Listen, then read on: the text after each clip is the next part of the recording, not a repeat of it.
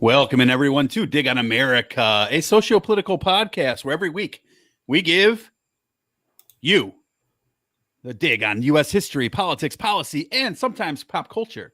And we discuss how they affect social issues today. DOA is independent media, sponsored by listeners, but also a likely George Soros-funded deep state propaganda arm. Yeah, probably also funded by the Clinton Foundation, Jay-Z. Anyone else you can think of? Mumra. Where'd you pull that one from? That's what I do. I pull things from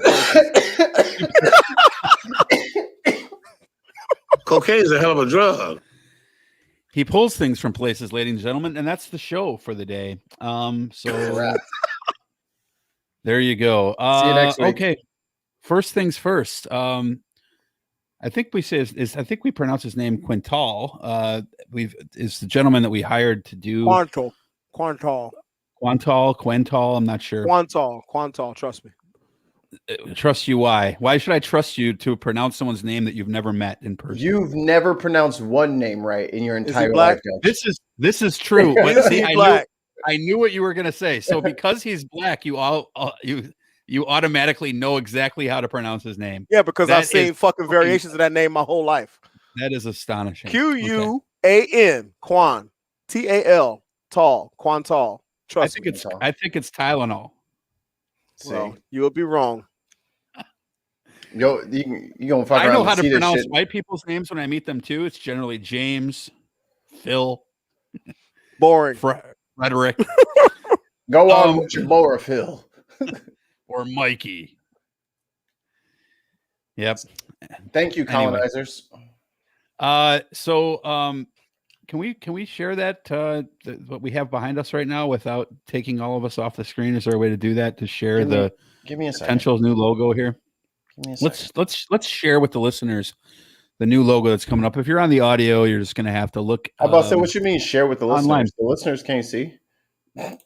Actually, though, while we're waiting for that, the website is back up. I am happy to announce the website is back up, and the website is now digonamerica.com. And there you go.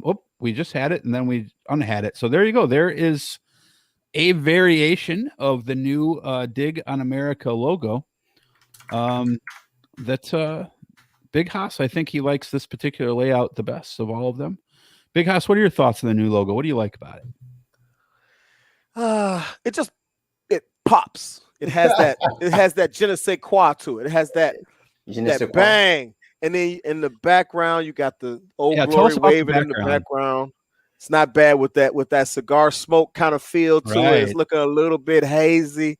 The flag is a little dingy because America itself is a little imperfect. I like the symbolism there. The symbology.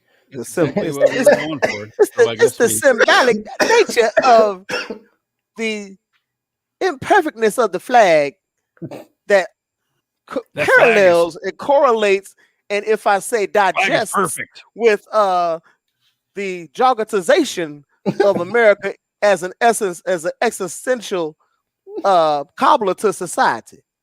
I hate you. So this will probably be the last show where you'll see that little watermark. All right, so Big Haas, welcome into the show. Mikey Famine, welcome into the show. Listeners, welcome into the show. Today we don't have a particularly singular topic. We have more of a cornucopia of rockets. A smorgasbord, if you will. A smorgasbord. A smattering. It's the old country buffet of history. The Shoney's of I would say it's more like a charcuterie of topics. Okay, I'm down with the charcuterie board. Yeah, put your pinky up. Put your pinky up today. There we go. And we will have say, my good man, would you have any Grey Poupon for the charcuterie? I've got something for you. A charcuterie table. Who was here last week? Or was it 2 weeks ago? And I showed. I stayed after the show, and I showed Tim, and I showed somebody else. who the hell was here?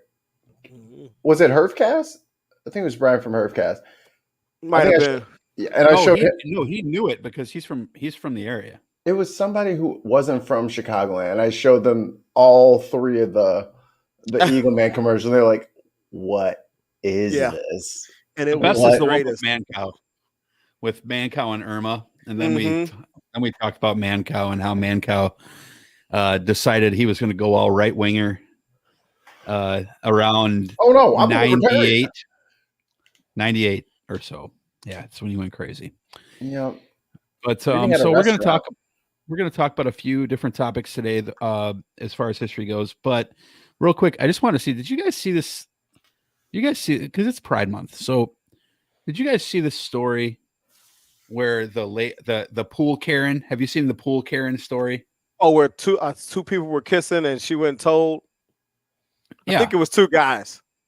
No, it was two girls. It was two African American women, and they were making out at the pool, and these two white ladies who were there with their husbands, and the husbands apparently didn't say a word, but the two women just went ballistic on them and said they were too busy taking surreptitious video. Well, when they were leaving, all these college kids that were there were chanting, shame, shame, shame, shame. And they were like yelling and arguing and trying to get their point across. But all they kept doing was yelling, shame, shame. That shit was funny. Like Game of Thrones. It was so fucking hilarious, dude. It was so funny. That was one of my favorite things. They wouldn't even go off of whatever they were trying to say. Fuck that. Shame, shame, shame. And it was fucking golden. It was lovely. I loved it. Oh, it was great. Mm-hmm.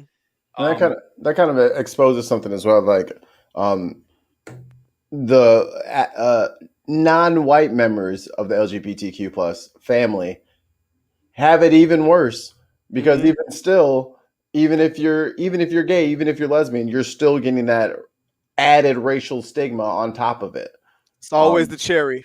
Yeah, it's like, well, I was gonna let it slide, but then they were black on top of it, and then they want to take it all the way up, and it's like, okay, well, let's go. You notice the wives said something, but not the husband. The husbands were into it. I told you the husbands was sick. They were taking Snapchat video. They were like this.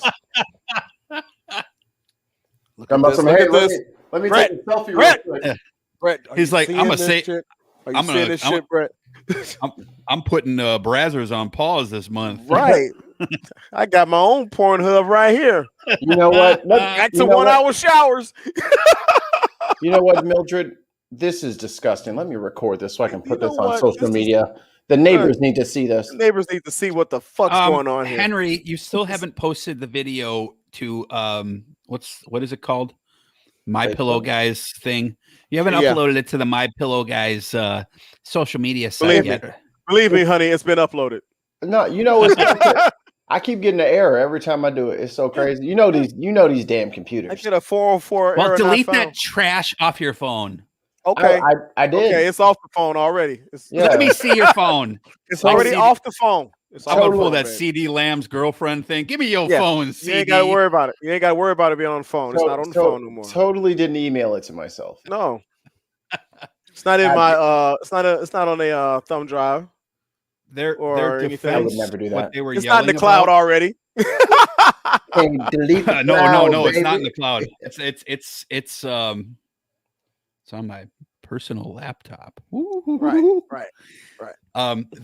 So one of the things that one of these ladies was yelling at these kids, yelling shame, and they didn't listen. Because she's trying to like make this.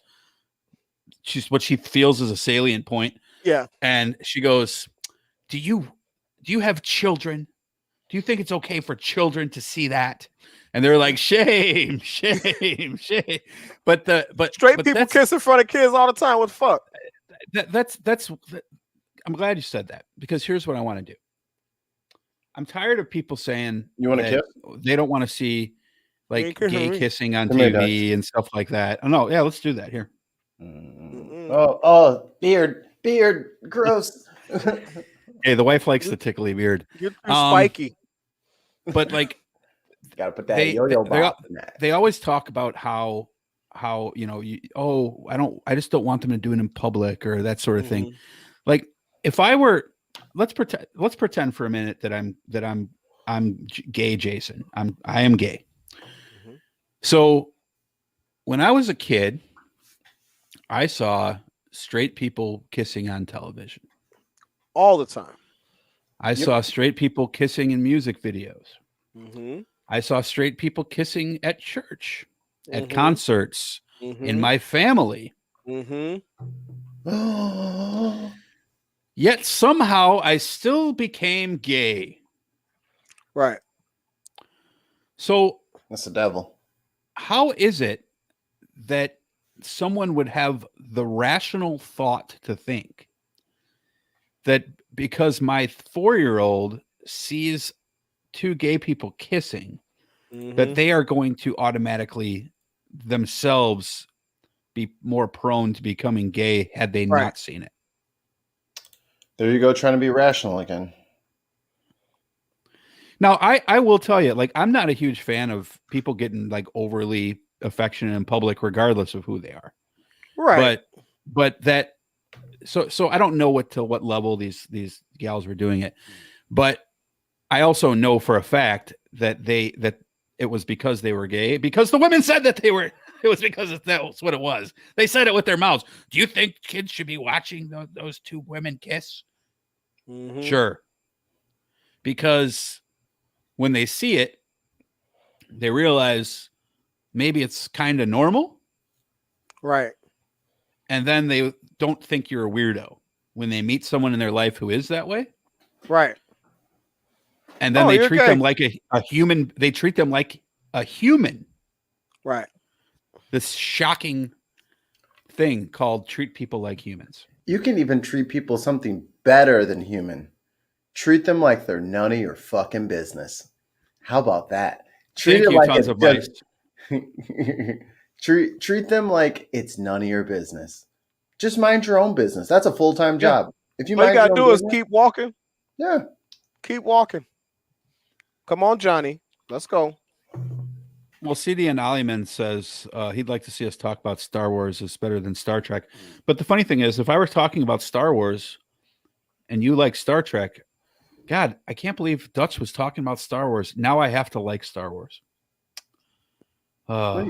Because everyone's so influenced. It just doesn't make any sense. All right.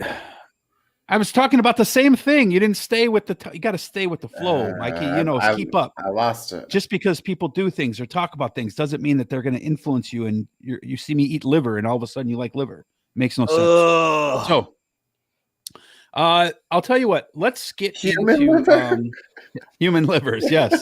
Hello, Clarice. That's a misconception. He never said that in the movie. Really? We all put that in our head. I'm pretty sure I heard him say, "Hello, Clarice." Go back and watch it from behind the plexiglass. Go back and watch it. It's one of those things like, where the fuck did I get that from? It's like a Mandela effect thing. He never says hello, Clarice. Interesting. I have to watch it again now. You could say that about the Bible a lot too. Where do they get that from? It's not in there. It's just not there. I don't get where guns is at in the Bible. Can someone tell me where capitalism and guns are in the Bible? Oh, we have. Trump's coming back. No, this is Amber Alert here. So, Los Angeles, California, Amber Alert. It's just coming in live here. We hate child abductions, as of course, we're not in the deep state. 2004 black Chevrolet Suburban SUV, license plate number 8UIB679. So if you see that in the LA area, call the fucking cops. Sorry for the Amber Alert coming on. The second phone will probably go off with that in a moment. But so no guests today. You can always turn the ringer off right now. Amber Alerts are not stopped by the ringer. Goes right through that joint. Turn the whole phone off. Break the phone. Flush it. Mikey Haas, any interesting stories before we get any to interesting stories?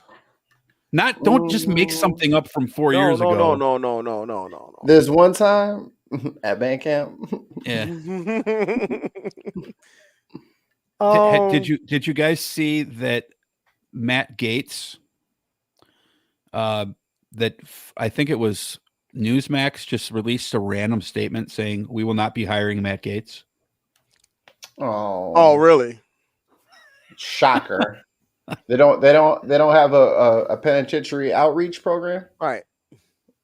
They don't want them to be part of their youth ministry. Yeah, exactly. Fucking monster. Man, I had so much weird shit happen this week. I don't know where to start. Well, give us one. Are we doing like banter related or like news related? I'm just trying to break the ice, and Haas is trying to think of something. No, I'm not trying to think of something. I'm trying to think of how to tell this story. Okay, go ahead. Without be a storyteller. Come on, storytell. All right, so use fake names. Yeah. Okay, I could do that. Okay, I could do that. So, Larry the Cable Guy. Tim was in Florida with his mom for the last week or so. And Tim usually come to visit on Wednesday. But Tim Bristol, right? Yeah. Yes. Tim comes to see me on Wednesdays. But this time, no, I'm just playing. Careful, pool Karen will call the police on you. So it's my pool. Tim and mom got home. That don't matter. It's my neighborhood. Tim and mom got home yesterday. And all they were on vacation. Mom felt like she needed a vacation from the vacation. So Tim has been here since yesterday when he got home. And it's just, who needs vacation from vacation? That's just, I plan on taking an extra week offline when I come back from my cruise, just so y'all know. Okay. You have to do that. You have to have the buffer days. Yeah, because at least one. I'm not going to be reading any politics. I'm not going to be reading any debates. I'm not gonna care. I'm going out there and I'm cutting all ties to the mainland. I think while I'm in California, I'll be off the grid as well. I'm getting a 0 dark 30. I'm out of here. Y'all can't get a hold of me. I'm gone. When are you in California? 23rd through the 28th. Oh, so you won't be on the show that week. Okay, interesting. And Mike is going on a cruise, so it looks like next week I will not be on the show. Just let Tim and Sweet do the show. Haas will not be on the show the week after that, and then Mikey, it sounds like shortly thereafter will be trapped on a cruise ship. No, my cruise ain't until September. Oh, okay. Yeah. But you couldn't pay me to go on a cruise though right now. Man, everybody's scared to go. That's why I'm going. Yeah, I would go for sure. I'm with Mikey. They're going to be underpopulated. It's going to be half empty boat. Yep. I fully liquor stocked. I don't like being out there where I can't see land. Oh, so you're just talking about being on boats in general? Yes. That's the thing for me. No, it's like once you walk up to the docks or whatever, and you do one of these, and then one of these, and your head tilts up a little bit more, like, oh, this motherfucker go down. We're just gonna touch the bottom. The lifeboats are the size of minivans. Okay. Who's to say that you're not just rolling on the bottom of the ocean as it is? As far as I'm concerned, we're just dragging through the bottom. Like, yeah, exactly. Which one are you going on? Which line? Royal Caribbean. Okay. Yeah. That is funny because I watched a documentary about the boat, the cruise that went through Japan and stuff. And they all got corona and shit and how big that boat was. I was like, fuck.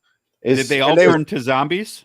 No, they did not. But it was just funny because I believe that's the cruise that Trump said, hey, I don't want those people to get off the boat because my numbers gonna go up. Yeah, he tried to keep them out, keep them from coming home. Hey, fuck your health.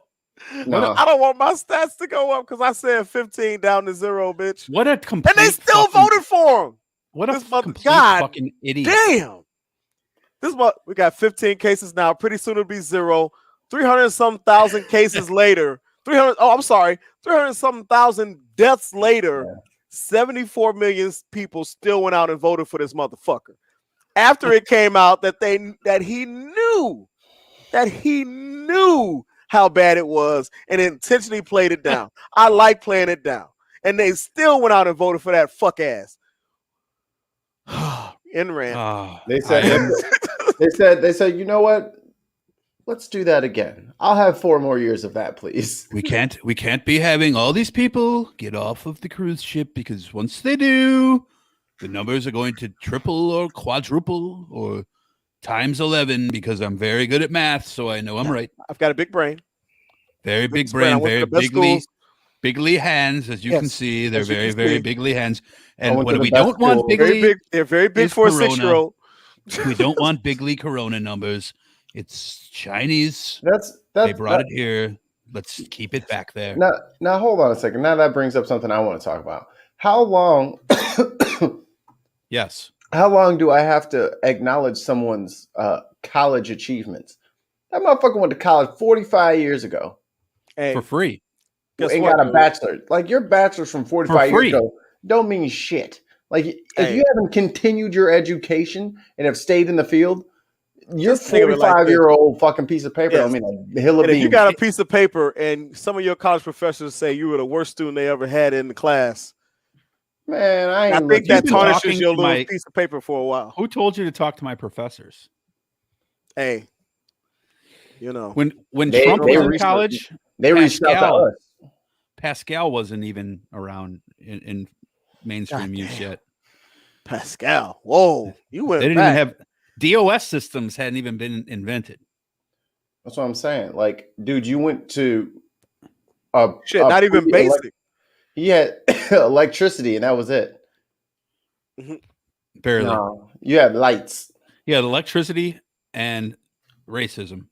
He ain't had no overhead projector. He ain't had no vis-a-vis markers. No transparencies. No, he probably even had the dope fucking chalk joint that would do the 5 lines at once. Yeah, he probably didn't even had that much. Now, if you look here at the next transparency, you'll see that the hypotenuse of the pejorative. Yo, shout out to all the teachers I used to have who would make copies in the teachers' lounge of their transparency and let us make notes on them. Yes. Shout out to the teachers. Yes. Because you could always tell because they had the black stripes on them. Yeah. And they had that little weird border. Guess what? And back then it wasn't even called a fucking copy machine. It was called a mimeograph. Yeah. That's how old I am. On the matrix paper. You know, that's older than that. You can spell it. You would get the paper and you could spell it and get a little high if you wanted to. That they had this shit on it. What was them printers that had the dots on the side that you have to tear off? Oh man, dude, the dot matrix printers. Scantron printers? Not matrix printers where you had to rip it off. I thought you were talking about the frills. Yeah. No. And God forbid them. I know what you're talking about. Track. Yeah. God forbid they get off track. They had the holes on the both sides. Yes, they had the spikes on both sides, and it was like green, white. Yeah, yes, I remember that. That's that Good Morning Vietnam paper. That shit would get caught. That shit would get caught in them fucking printers, dude. Oh my god. Yes. You'd be there for about 45 minutes trying to unjam that motherfucker. And you know something? I'm so old that I was in the corporate world dealing with that shit for a while before they switched over. Think about that. Here's the crazy part. If you go into almost any dealership in America today, a car dealership, they're still using that same shit. They still use the same shit. Like, I mean, update your shit. Right. Why am I still doing things in triplicate? You go, well, here's your paperwork. Right. Is it just nostalgic or what? Well, I mean, can I get you some coffee? Because it's going to be about 14 minutes. About 40 to print out these 7 pages of paper. Real man of genius. Here's to you. The old school printer user. No need to update. I like those dots. No, wait a minute. Time out. They got a fucking mid-engine Corvette sitting in the lot. They got this archaic ass brontosaurus ass printer. They want me to print shit out on. Dude, fuck Corvette can print the shit out. This motherfucker goes 0 to 60. The Corvette's like, give it to me, John. I could print it out in 3 seconds. Yeah, let me print that on my printer. Here, Right. I'll tell you what. Send me the email. I'll print it out at home, run and get it real quick, and be right back. And your shit will still be going. Right. Oh, I gotta change the ribbon. No. Your car be 4 years out of date by the time you walk out. So this is all right. Here, this is a top tip. A real man of genius moment. Cue the music, Dutch.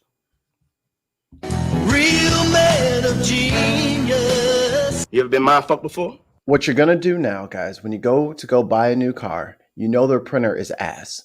You're gonna bring your printer from home in the trunk of the old car that you're trading in, and you're gonna plug that bitch in with a USB and get your paperwork in 30 seconds, like you should. What's the file name, dude? See, that's the funny thing. It's like when you go buy a car, they always go, I'm going to get you in the finance department in about 5 to 10 minutes. No. Yeah. No. And now you know why, right? So you could literally bring your own printer with you and say, look, come on over here. Yeah. Hey, man. Look what I got. Look what I got. I got a real fucking printer. I got that Epson laser. Dude, I can Bluetooth into your fucking system and get the paperwork quicker than you can print it out. Look, I'll tell you what. You can hook me up with an extra set of winter floor mats. Right. Print that I know. Knock $500 off. I know you said you can only do 3,000 on a trade-in, but slide that bitch across the desk. How's that strike you? Yeah. Yeah. Tell me your thoughts now. Here's a 1997 printer. And then it's still newer than yours. Exactly. How's that for an upgrade? Is that worth $1,500 to you? This is a Packard Bell. They're out of business and still faster than your shit. Right. Then I slammed the ream of paper on the desk, like I'm gonna kick in the paper for you. I'm gonna kick in the paper. You're a nice guy. Yeah. So I'm gonna give you this ream of paper, and guess what? You got kids at home? Yeah. Second ream of paper. Hey, and then you go you lean in like this, Mike. It's already separated. You know what though? It's kind of, if you think about it, I know why they do that. Oh, because they want to talk you into extra shit. No, that's not why they do it. They're going to do that anyway. Make you bring in your own printer. There's two main systems that dealerships use. There's Reynolds for their accounting and putting numbers together and finances and all that stuff. It's called Reynolds and Reynolds, and the other one is I think it's ADP, but I could be wrong, and it might be a different company. But one of them is definitely Reynolds and Reynolds, and everything is literal DOS. Like they have the blinking cursor and everything, right? Yeah. So I almost guarantee you that these companies do that because they want to. They've got some sort of deal. I don't know this part, but this is my guess. There's got to be some sort of deal with whoever makes that paper and whoever makes those printers to say, keep us relevant. You know, there's got to be something with them not updating these printers because no dealership has it. None of them. It's fucking astonishing to me. But anyway, that's a perfect analogy for America and our infrastructure. That's America's ass. That's exactly how we run things. We'll have a fucking mid-engine fucking Corvette in the lot, but our printer is still from 1978. Yeah, and we they got a deal. They got a deal. They got a deal with Jerry. Yeah. Well, Jerry's great grandson will just go bankrupt if I don't keep buying this archaic, useless ass printer. You got to keep his annuity afloat. Well, you know that like these companies do that. Like they have ways of making inferior technology be commonplace so that they can keep their monopolies. I mean, I think that it was that one of the reasons and this is something I heard on Joe Rogan a long time ago. I'm not sure if it's 100% true. Gross. But one of the reasons that it's Rogan, so hemp was made illegal in the first place was because of the paper companies. Yeah, they didn't want hemp paper to come and blow them out of the water. Of course. That's like Betamax versus Sony VHS. Betamax was actually better quality. Well, you couldn't smoke a Betamax and get high though. Remember HD well, DVDs? Maybe you could actually. Yeah, I remember those. Where are them at now? My mom is probably one of the last 50 people on earth that still has an HD DVD player. Yeah. Yeah, they lost that to Blu-ray. Yeah, they lost the war. It was, I think, Toshiba, if I remember correctly, was who had Maybe. HD DVD. But I thought they had the better name. But Blu-ray won in the end because they got that Disney contract. What up, though? So it was because of PlayStation. PlayStation's the reason why. Because they put the Blu-ray player in there? Yeah. That's like the Sega Dreamcast is no longer like that was the downfall of Sega. Dude, the Dreamcast was off the hook too. That was my favorite system ever, but they didn't want to spend the money to put the DVD player in it, and the PS2 did. Yep. PS2 was like the #1 selling console for like a decade, and then Dreamcast just fizzled and popped because all I could do was play CDs in your games. Yep. Like, spend the money. Just spend the money. Spend the money. You're going to get all of our money anyway. Just letting you know right here that has been verified. Big Paper made hemp illegal. Okay, so that's like Tucker's car, right? Let's get in. Tucker Carlson's car. Let's get into the first of the history topics here. So I sent you guys out a couple of these. What we're going to do today is a little bit different. We're not going to focus on one topic. We're going to focus on, we have like, I think 7 or 8 different, very, very short topics each. So we'll just read them and kind of give our thoughts on them. And they're all somewhat little known history for the most part. I'm sure there's people out there that will know a couple of these, and there's sure that there are people that will not know any of them. So as I've said many times before, my 8th grade social studies teacher, Mr. Humble, taught me things in junior high that turns out wasn't always the real story. After doing my own research, which is what the right-wingers always tell me to do, we found the real story. So we'll talk about this and then put some socio-political context on it. The very first story that I am going to tell you guys is regarding George Washington. And the source for this, the first couple of these that I have is from Time Magazine. Of course, they're fake. You know, everything in there is fake if you're a right-winger. So just ignore the liberal media talking, man. Just ignore it. So the I hope I'm pronouncing this right, but as you know, mispronouncing stuff is my thing. The Oneida Native Americans. It's pronounced Quantal. Yes, it's 11. The 11 Oneida.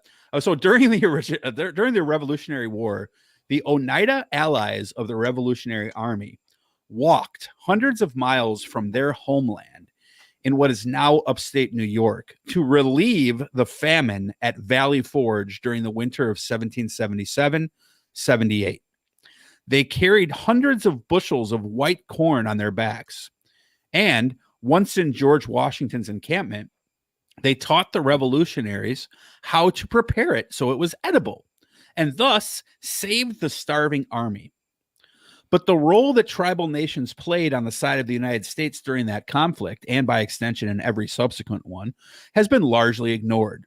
Perhaps most ignobly, Washington himself seems to have forgotten his Indian allies. Immediately after the war, he burned and destroyed dozens of Native American villages in upstate New York to make way for new settlements and an indiscriminate retribution to help some tribes against some of the help that tribes gave to the British. I think it's safe to say that the true legacy of Indian-Anglo relations has been bad. So yes, go ahead. All right. So I just finished this docu-series, 4 parts. If you really want to see how bad America fucked over Native Americans in this country and like really see the real brutality of it, you need to watch Exterminate All the Brutes on HBO. I knew it was bad, but I didn't know. Wow. I mean, wow.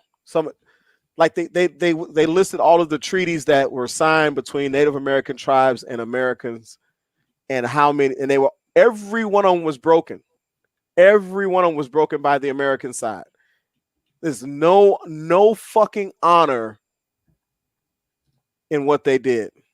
And y'all need to watch that docu-series. Exterminate All the Brutes on HBO Max. Freaking phenomenal. The director is so good. I got to go watch all his movies now because he's got tons of movies about he's got a movie about the genocide in Rwanda. He's got movies about the Haitian Revolution that nobody talks about because it totally turned for a while. It turned people's attitudes about blacks because they didn't think that black folk had the mental capacity to be military like that and successfully lead a revolution. So that's one of the revolts in American history that is not talked about. So exterminate all the brutes. Flow State, you definitely need to watch it. Yeah. It's from the New York Times, so no. Big Hoss, you got one for us? Want me to read the first one? Yeah, I'll get the next one. All right. In order is good. I'm going to read the first one, all right? Please don't do voices or else I will not be able to pay attention. Okay, all right. I'm not going to do a voice. You see my distant fellow. I had to kill him. I am a child in my mind. I can't focus.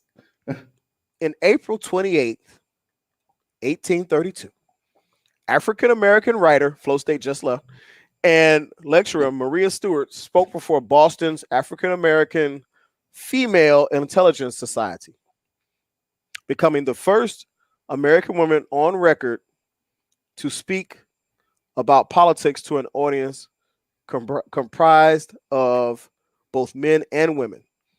In her lectures on the challenges of ending slavery and securing civil rights, Stewart called into question men's leadership, suggesting that it was time for the black woman to exercise greater public influence. Though she had supporters, many thought that Stewart had gone too far, of course. Ridicule led Stewart to deliver her farewell address in September 1833. Of course! She was not done, however. Jesus. And spent the balance of her life training future generations of young black women to enter public life. Early histories of the women's suffrage movement too often obscured the roles played by those like Stewart, of course, who had come before its authors, who included Susan B. Anthony and Elizabeth Cady Stanton.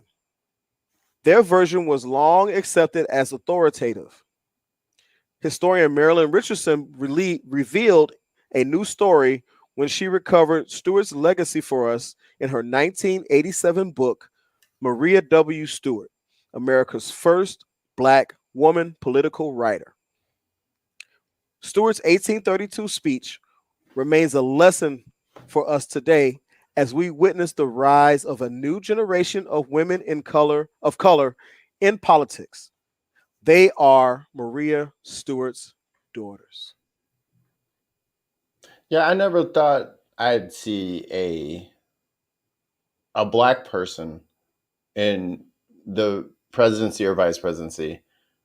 Never, as a kid, never gonna happen. Not while I'm alive. Tupac said it best. We ain't ready for a black president. Yep, we ain't ready to see a black president. And I kind of just agreed with that. I was like, well, yeah, it'll just never happen. Yeah. That's why I cried like a little baby when it did happen, because I literally was crying because I never thought I would live to see that day. Right. I didn't think it. I'll probably do it again whenever there's a woman president. Well, I'll do it again when there's a black woman president. You still haven't had a descendant of African slaves. So, yeah, some people say in black conspiracy circles, it was like they only allowed him to be president because he was half white, and the black half wasn't a slave half. That dude was born in Africa. Well, I remember we were talking about Mancow earlier. Mancow literally said, I think I mentioned this when we talked about that the actor who played Martian Manhunter in Snyder Cut, remember he was like the colonel. Yeah, he resembles Obama in some ways, they say. And Harry Lennox. Harry Lennox, right? And but he's way lighter than Obama. Well, the rumor is that he trained Obama since youth to be. He's not that much older than Obama. What are you talking about? They're the same damn age. What you mean from youth? They're maybe about 2 or 3 years apart. Wait, I mean, you can look this up. Let me take it's this on the pacifier internet. out. So what you're gonna say is, now listen. Goo. Mother, what I really like to tell you is, I need some milk. This is fucking good. That was very good. I need milk in the baba. I need milk. Milk in the You baba. were a terrible president. I don't know why you're here. Your Obamacare sucks. Go away. That's Donald, that's an interesting way of looking at it. And that's very interesting coming from you, someone who got fired on the day off. You are fake news. But see, all Trump had to say is you're fake news, and he won the debate. It's over. Well, that's because he's never mind. Fox News the next day. Can I interject? Trump real destroys Obama in speech. Yeah. Let me interject real quick. This is a long quote, but he's absolutely right. This is required reading, and I want to put it up here so everybody watching, you need to read this book. I need to read it again because I read it a long time ago. I need to read it again. That book. Read the thing. Read the thing so people know what book you talk about. All right, Haas. If you want to read how we're still doing it to Central and South America, go read Confessions of an Economic Hitman. That book should be required reading. Swede, you are absolutely fucking right. I need to read that book again. Wow. There's shit going on. Anyway, read the book. Yeah, read the book. All right. Wait. Linux is younger than Obama. Yeah, I saw that. That's even worse. Doesn't matter. Doesn't matter. Mancow said it. Guess what? Mancow said it, so therefore it is true. Mikey, go ahead. Okay. Oh, I shouldn't have picked this one. After the Geary Act of 1892 renewed America's policy of excluding Chinese immigrants based on their race and class, and also required those who were already here to register with the U.S. government or face deportation, Chinese immigrants in the United States participated in an act of mass civil disobedience. Nearly 90,000 Chinese immigrants refused to register by the deadline, grinding U.S. immigration control to a halt. The U.S. simply did not have the money or manpower to deport 90,000 immigrants, so it could not enforce the law. A man named Fong Yu-ting also challenged the law before the Supreme Court. But although the protests marked a high point in immigrant activism, the court ruled that the U.S. did have the power to deport immigrants even if they were long-term residents in the United States. Following the ruling, most of the protesters relented and registered with the U.S. government, and their fight was forgotten by many. You don't say. Like, it's still crazy to me that people my age have no idea what internment camps are. Like, they have no idea about because they gloss over it. That's what they do to those things. They'll talk about Normandy, they'll talk about the Battle of the Bulge, but they never talk about what was happening stateside. No. Or it's just like 2 paragraphs at the end of talking about everything that happened in Europe. Yeah. And the teacher's always like, and on to the next thing. No discussion about those 2 paragraphs. Yeah. It's just to say that they're in there. We killed all the Indians. We took all their land. We did slavery. It was bad. And then we interned the Japanese for 4 days. Let's talk about Christopher Columbus and how wonderful he was. Yes, when he was raping and pillaging when he first landed and claiming. They talk about both theaters, but they say nothing about what happened in the States except for Rosie the Riveter. And we all came together. Yeah. Klaus, why don't you read the next one? Well, okay. Well, he skipped one. Did I pick one then? I'll skip. I'll read one. I want Mikey to read the last one though. So all right, I'll read the one starting in 1878. Yeah, my fault. I thought I scrolled down. It's all right, dude. It's okay. Oh, all right. shit. In 1878, a black woman named Henrietta Wood won an early and largely unknown case of restitution for slavery. Though born enslaved in Kentucky in 1818 or 1820, Wood had been living as a free woman in Cincinnati in 1853 when she was kidnapped and In re-enslaved by a white Cincinnati, Kentuckian named Zebulon Ward. First of Get all, the fuck, that's a fucking alien. Get That's the fuck out of here. You're gonna First love of my all, nuts. Get Pause. your phaser tote Zebulon Ward Ward. is a goddamn alien from the planet Viltrum. If you don't get that Viltrumite. He's a if- damn Viltrumite. If you don't get that bat lift out your goddamn back wagon, Dude, try to fucking for act like you're a real. human. I am totally renaming my oldest son Zebulon. Okay. She ended up living in slavery until after the Civil War. But in 1869, Wood returned to Cincinnati and filed a lawsuit against Ward, the fucking alien, for $20,000 in damages and lost wages. A federal court handed her a verdict for $2,500, bitch asses, an amount worth $60,000 today. It is the largest known sum ever awarded to by a U.S. court in restitution for slavery, and the only sum ever awarded as well, because we know that we always fight reparations. Elk Park. And it received widespread press coverage at the time. But as Reconstruction gave way to the Jim Crow era and stories like hers were obscured by lost cause myths, it was forgotten by almost everyone except Wood and her son, who went on to become a lawyer in Chicago. Yet this unsung moment in history deserves to be revisited. It not only shows that formerly enslaved people struggled to win reparations from the very beginning, but also serves as a case study of the differences that restitution could make.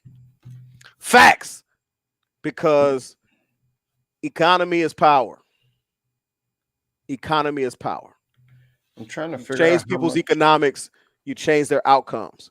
Because guess what? Without that $2,500, her son may not have gone on to become a lawyer in Chicago. What okay, so that's why the case for reparations is always being revisited, because we know that economics is power.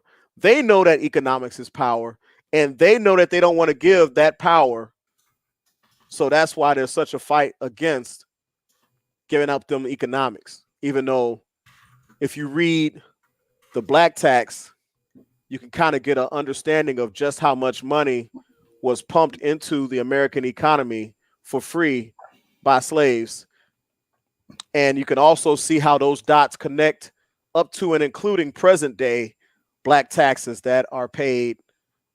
Case in point, a young lady had her house appraised, didn't like the appraisal number, so had it reappraised, but took down her pictures, took down her African inspired art, and had one of her white friends sit in like he was the owner of the house, and all of a sudden the house is worth $125,000 more. That's happened a few times. That's happened, yes.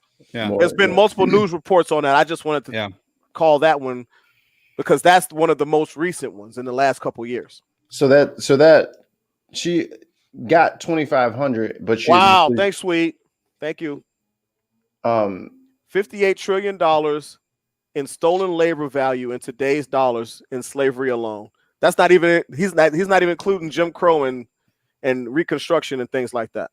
So she got the $2,500, but she was asking for $20,000. Yeah. Right. Yeah. So then it was $6,000 or $60,000 in today's dollars. The $2,500. Yeah. Do you want to know what the $20,000 is in today's money? About $150,000. What'd you say, Dutch? What's your guess for how much the $20,000 would be? Sorry, I was on mute. 20,000 today. Back then, what year was it again? In today's money, yeah, 1878. Today, $20,000. Carry the one. Is that more like $1 million times 2? I would say it's about $290,000. It's both of your answers combined. It's $534,000. The price is right. Or the price is money wrong. taken. Money taken. Hello. All right. So, as usual, more. Okay. So this one, not political. Almost immediately after superheroes rose to prominence in comic books, they were adapted into what were called Saturday film serials that were aimed at children. Serials such as The Shadow in 1940, The Adventures of Captain Marvel in 1941, Batman 1943, The Phantom also that same year, and Captain America and Superman in 1944 were among the first on-screen adaptations of comic book and superhero movies. However, the first was released by Columbia and was based on a comic strip by King Features and was called Mandrake the Magician. It released in 1939 on camera, therefore making it the first ever on-screen appearance of a comic book character. I'm pretty sure Disney bought it. Well, accompanied. So here's a little synopsis. Accompanied by his loyal African companion, Lothar. Who? Prince. What's his name? Lothar. It was a prince? Yeah. Who is Prince of the Seven Nations. But he was a companion. Yeah. Mandrake deployed clever methods of theatrics, deception, and illusion in combating the titans of the underworld while displaying a style that would become his trademark. Mandrake and Lothar start by working the cruise lines and make the acquaintance of Professor Houston, who has developed a radium energy machine, which is much coveted by a masked crime lord known as the Wasp. The Wasp, White Anglo-Saxon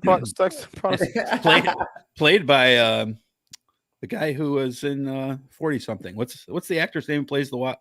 No, from Lost. The girl from Lost is the Wasp. No, but this different Wasp. The Wasp unleashes his army of accomplices in waves to steal the invention by any means necessary. Mandrake and his allies finally catch up to the Wasp and discover the crime lord is actually a scientist named Dr. Bennett, who is posing as a close friend of Dr. Houston.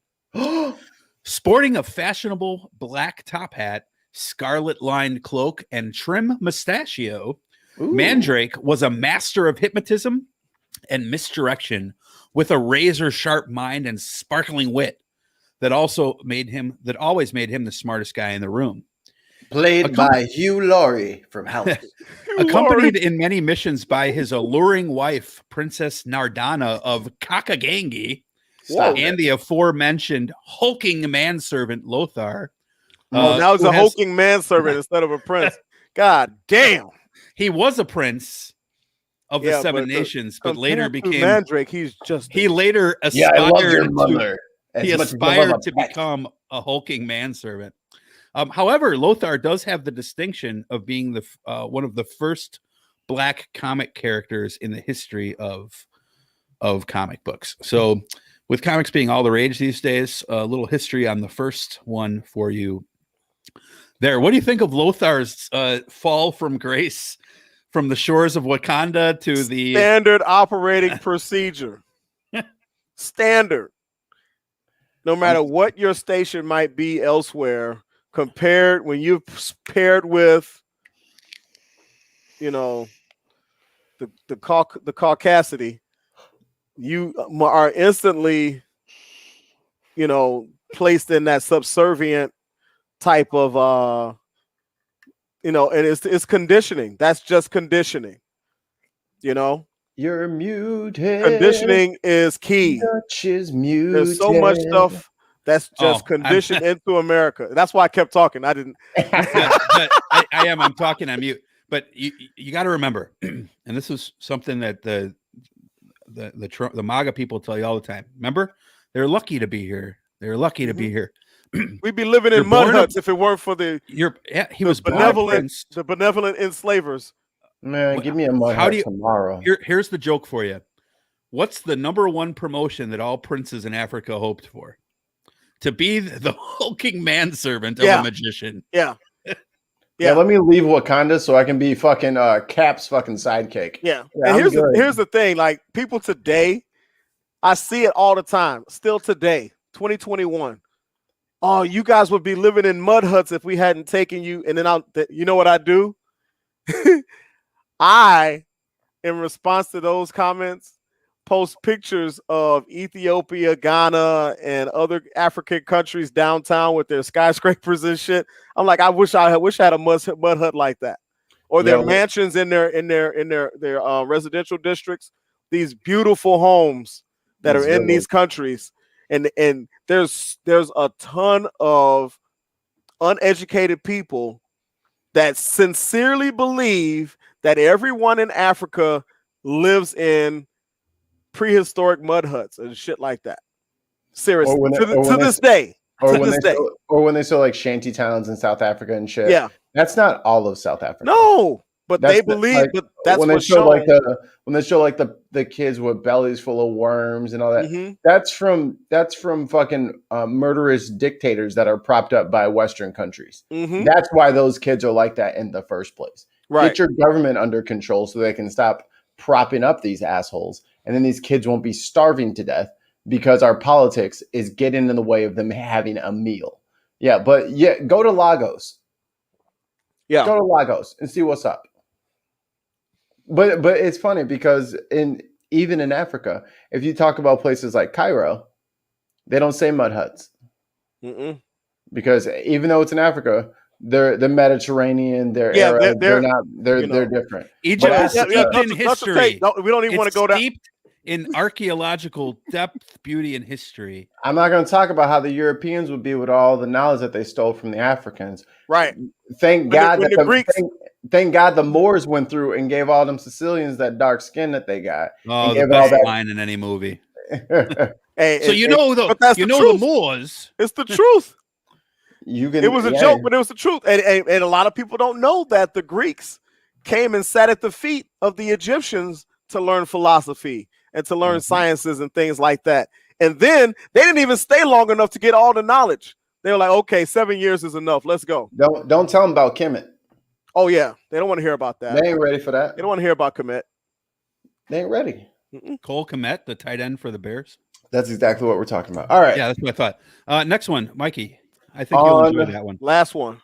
On March 1st. It's not the last one, but it's the last one for him. It's the last one.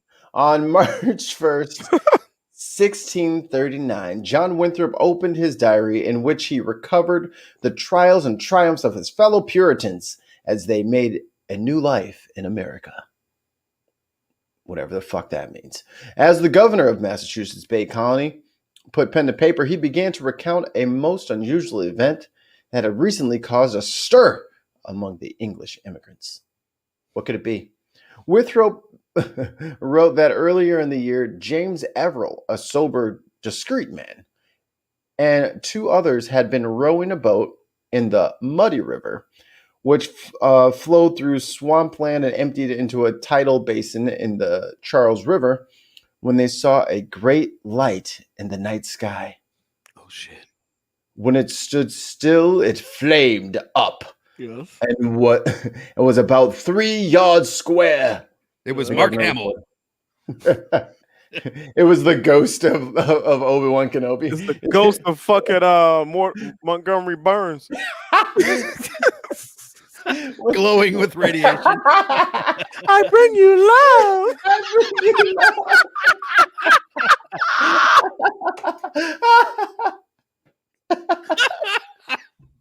I bring you peace.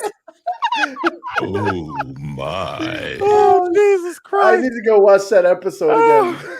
Was that a Treehouse of Horrors or was that its own episode? Yeah, it was. I think it was Treehouse of Horrors. All right, continue. Oh, that's on Disney Plus. I've been watching all the Treehouse of Horrors. It's been so much fun. When it stood still, it flamed up and was about 3 yards square. The governor reported. Crazy case of syphilis I'd ever seen. You're doing it again. You're killing. He burned down the fucking tree with his dick. He had a flamethrower crotch if I had ever seen one.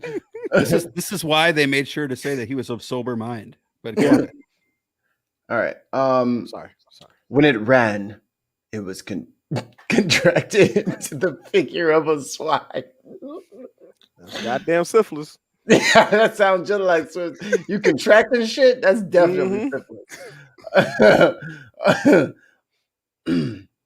Over the course of 2 to 3 hours, the boatman said that the mysterious light ran as swift as an arrow, darting back and forth between them and the village of Charleston, a distance of approximately 2 miles. Diverse other credible persons saw the same light after about the same place. Winthrop added. The governor wrote that when the strange apparition finally faded away, the 3 Puritans in the boat were stunned to find themselves 1 mile upstream, as if the light had transported them. You drifted, stupid. Anyway. The men had no memory of their rowing against the tide, although it's possible they could have been carried by the wind or a reverse tidal flow. The mysterious repositioning of the boat could suggest that they were unaware of part of their experience. Primal fear, they lost the time. Some researchers would interpret this as possible alien abduction if it happened today. Oh, shit. I'm not saying aliens, but... It was the aliens. Or that or Zebulon. What year was this? What year was this? Was this Zebulon? It said in the beginning. It was 16. It was like 1630 or something. It's the first ever documented case of UFO sighting. That's from the Western world. Zebulon. 1639. Where's Zebulon at? 18 something. But that don't matter to Zebulon. That doesn't matter. That's 2 weeks. He's Zebulon. 2 years. 100 years is 2 weeks. He's a transcendent being. He's there always. It's a he's square. always Look, been here. It's a cubed universe, and he's everywhere at the same time. I'm gonna go into Facebook right now. I bet you it's somebody named Zebulon on that bitch. Right. It's probably him. It's definitely him. And he probably got that old ass printer too. He lives in perpetual life. So Gregorio from Ancient Aliens, I'm sure is very aware of that story. All righty. So Zebulon's on here. I'm going to well, actually, let's discuss that. Country name. I want to discuss that for a quick sec. Mm-hmm. That's the first ever, like I said, reported story of an alien. It's a snowboard UFO. Do you guys how much stock do you guys put in this stuff? Because there's reports now that UFOs are supposed to be like that. There's something going on with the government right now where I forget what it exactly they're preparing us, man. They're preparing desensitizing us so that they can introduce the fucking alien like on a Dave Chappelle skit. No, but the government has something going on where they right now where I forgot what it was, but it's the Biden administration is involved in it where they're like supposed to be like releasing like some body of evidence on not of UFOs, but like of all the research that they've done on it. Do you guys think that any of those are actually real, like throughout history, or that every one of them is a natural phenomenon? So let's play a game here, Dutch. Let's play a game here, and we're gonna put on everybody. Get your get him. I can tell Mikey's had this conversation before. Go ahead. Get him. Yes, I have. Now let's play as much as we love like our space documentaries and stuff like that. We have some baseline knowledge of how things interact in space, right? Mm-hmm. Let's say there was a spaceship or a vessel or some craft that they got to us in. Mm-hmm. It has to be powered by something. Right. And it has to start from wherever it left, and it has to go, and then it has to slow down. Right. How are you going to do that without us feeling it, seeing it, hearing it, something? Because whether or not they use, like they'd have to, if aliens came to Earth, it would literally have to be magic because physics won't allow you to bring something into low Earth orbit without us seeing it. Because just like if you can watch like the SpaceX launches are always on, you can see even in our atmosphere, it disrupts everything around it. Everything around it is disrupted. So even in space, even though it's not visible light, the infrared, we can see all of that. All of that exhaust, we would see all of that. So the fact that we don't see vapor trails going all throughout the fucking all vapor trails. Alex Jones here. Yes, sir. It's the chemtrails. They're killing us all. So here's the fundamental flaw. Tell us his story about when he saw one at band camp. No, here's the fundamental flaw. Okay, with me or them? With what you're saying right now. Okay, you're basing that on our understanding of physics right now. If there are alien species capable of traveling to our planet from billions of miles away, they might have a better understanding of the physics. They might have a different understanding of propulsion. They might have a different understanding of the way to power things that we don't even have the machinery to measure. You understand what I'm saying? I think of it like this. We are one planet. Hold on. We are one planet in one galaxy of millions of galaxies. It is entirely billions of galaxies. You're right.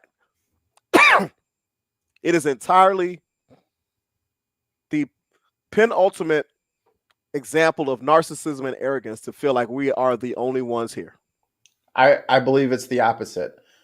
And it's almost like a self-deprecating, like humans are so stupid kind of thing.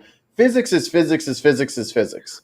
As we understand it here on Earth. No, the physics that Isaac Newton knew then is still true today. Here on Earth. It doesn't matter here on Earth because planets still move like planets, right? And they're older than the aliens, right? So there are rules and there are all laws that we have recognized and that we have recognized as things. Like we know that if I throw a tennis ball in space, it's going to go until something stops it. Like that's a rule, right? Unless something else acts upon it, right? As far as we know. Cool. So let's hold on. Go ahead. So let's say you're 100% right and they're just that good. How far out from us could they be to even know we were here? We don't know because we don't have any understanding of their technology. We do know the speed of light, Haas, and we've only had electronic communications with radio and shit like that, which is a form of light. It's weird. That's only been going for 70 years. Okay. So that means they have to be since Mandrake the Magician. So that means that we can put a bubble around us of 70 years of our noise that we're making in our galaxy, right? But real quick though, right now, can you imagine? That's the first show they get is Mandrake the Magician. They're gonna be like, "Damn, why they take that prince and make him the assistant? Why they take that regal prince and do that?" They're just sitting back there eating popcorn, like, "Yo, they doing a lost guard dirty." But I don't believe that there has been any alien visits to this Earth. Wait, before you go, I was almost done. Okay, go ahead. I'm sorry, I thought you were. So there's a 70 light year bubble around us of all the noise of all the electronic communications we've ever put out. The first 50 years are pretty unintelligible until we sent out, or no, not 50, maybe like 20, 30. And then like maybe after 30, they'll get like I Love Lucy. And you know what I'm saying? They're getting like old TV shows and all that stuff. That's going to take them another 20, 30 years after that just for it to get to them, for them to even know that we're here. Our galaxy is hundreds of millions of light years across. And we're talking about a 70 light year bubble. I'm not saying they're not there. Well, it's a little bit bigger than 70, but yeah. Well, yeah. But they wouldn't even know that. I mean, because we look like every other rock. They don't know. Unless they see or hear something from us, they have no way of knowing what kind of life is here. So, well, that's not necessarily accurate. We can tell what other planets have the potential based on, their reflection. The atmosphere. And the atmosphere. We can kind of see what's in the atmosphere there. So we can kind of tell what Earth like they at least they think that they can tell what Earth like planets are. But there's hundreds of those. So we're just one in hundreds then, or thousands then.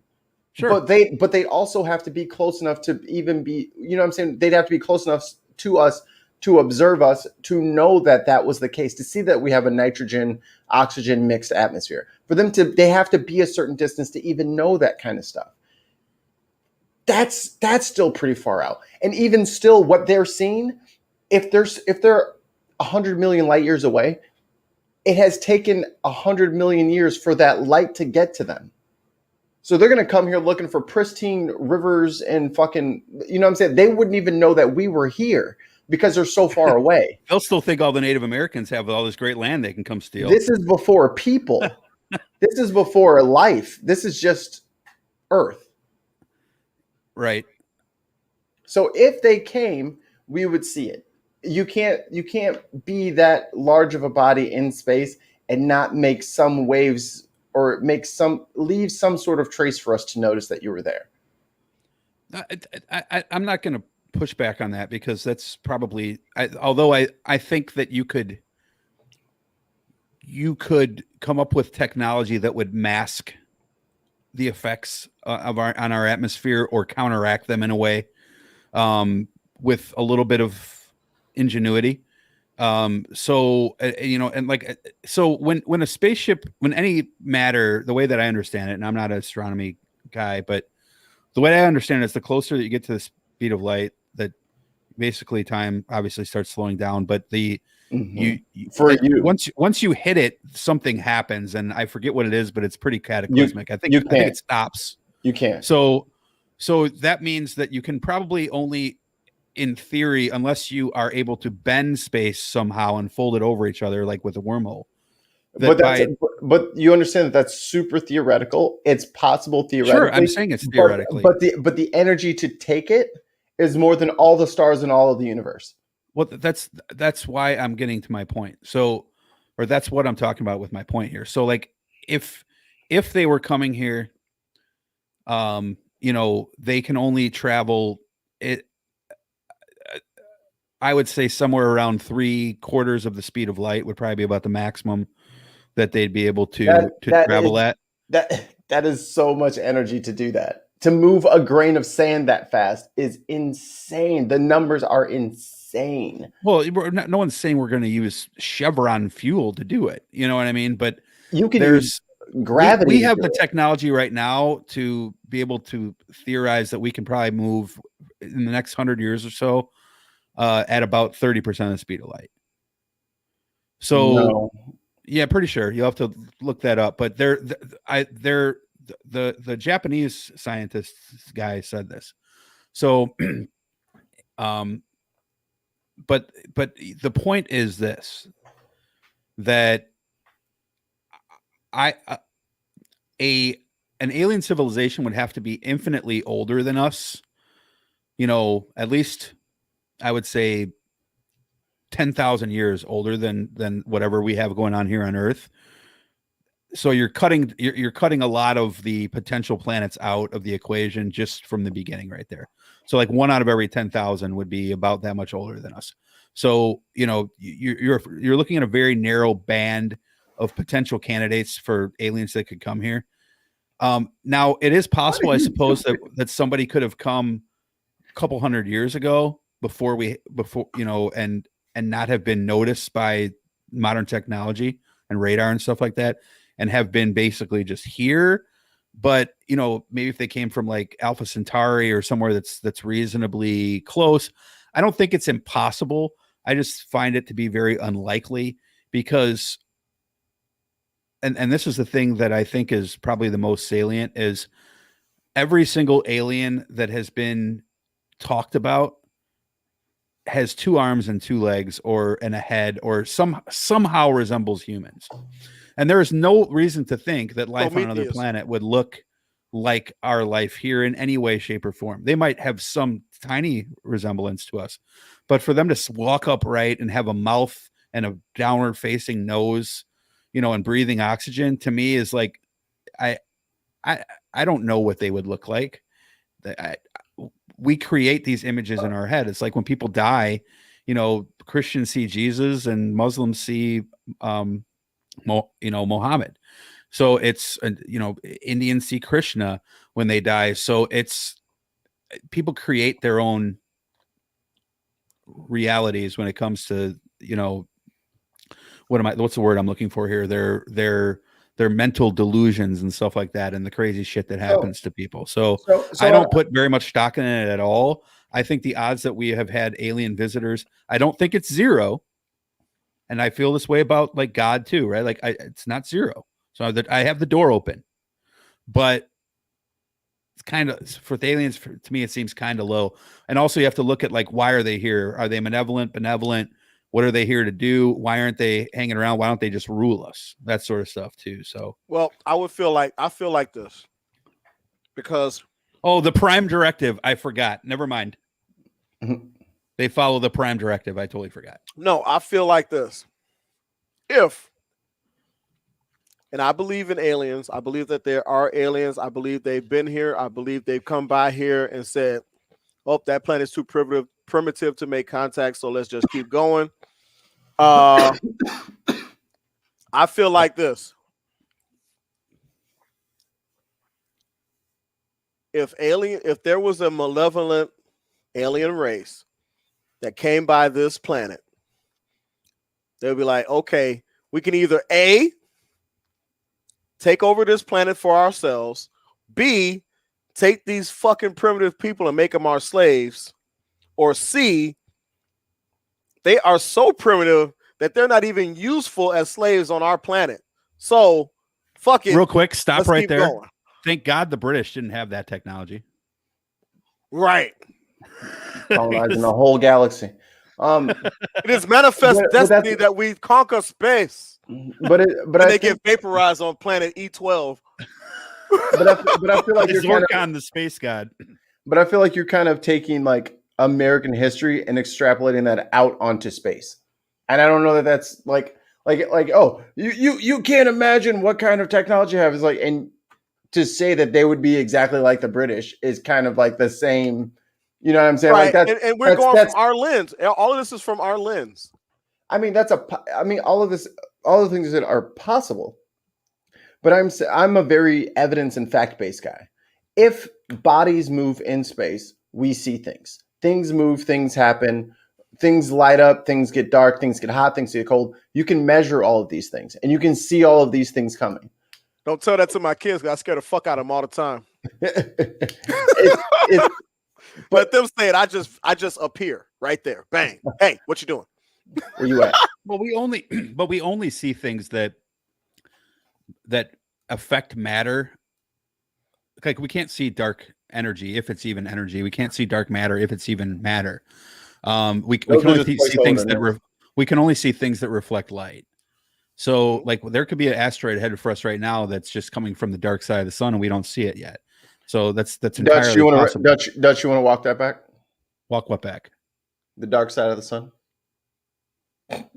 No, because I don't care about your like technical analysis coming from behind. That's coming from behind the sun. There is a blind spot right now. We can't see what's behind the sun. It's facing the sun, not behind the sun. The sun's I'm saying there could be a meteor coming that right now, wherever the sun is at right now, the meteor is behind it. The sun's not going to be there anymore once it moves. So we wouldn't be able to see it until, possibly right afterwards. And if it's not reflecting light, we can't see it, right? We know they talk about all the time that there could be an NEO that we don't know about. Even the mapping program. That's a near Earth object for those. Right, a near Earth object. We know that we haven't mapped all of them. And all of them reflect light because they're all made of matter. So every single one of those reflects light. In theory, by your theory, we should be able to see all of them now with the technology that we have. So, but we obviously can't. Otherwise, we would have mapped it all. That's not, well, there are reasons why we can't map that, because when you have something that is the size of, a 18-wheeler and it's coming towards Earth, but the sun is directly behind it, it's hard to see it when it's being completely washed out by the sun. Now, even if you get like a 99% filter, which will filter out 99% of light, which is like those like cool like 3D glasses looking things that people bought for the eclipse, that blocks out 99% of the light. In that 1% could be the asteroid. But you can't not filter it, or else it's just blindingly white and you can't see it anyway. So that's the issue. It's because they're so small and that you have to use some sort of filter. And the things are so small that they can get caught in the filter of the light so that you can even recognize the object that you're observing. Let me yell at Tim real quick. Yes, the sun does move. It doesn't move in the atmosphere, in the neighborhood of our solar system. I was talking about how it moves throughout the sky. So fuck you, Tim Bristol. But the sun absolutely moves because we're in a galaxy that spins fucking around. So yes, the sun fucking moves. The sun wiggles. Yeah, it wobbles too because of the gravity of the other planets. Exactly correct. Hey, big girl, back it up. Tell us about your abduction experience. I want to hear about it. Me? You know something? I don't think I've ever been abducted, but I've seen some shit. I think that most of the shit I've seen is in the spiritual realm, not necessarily alien. You know? Was she beautiful? Nah, I did meet a girl, man. Ooh, I don't know if I can tell that story here, boy. She had a third nipple. Oh no, man! She has some. I love that movie. She has some extraplanetary skills. Intergalactic.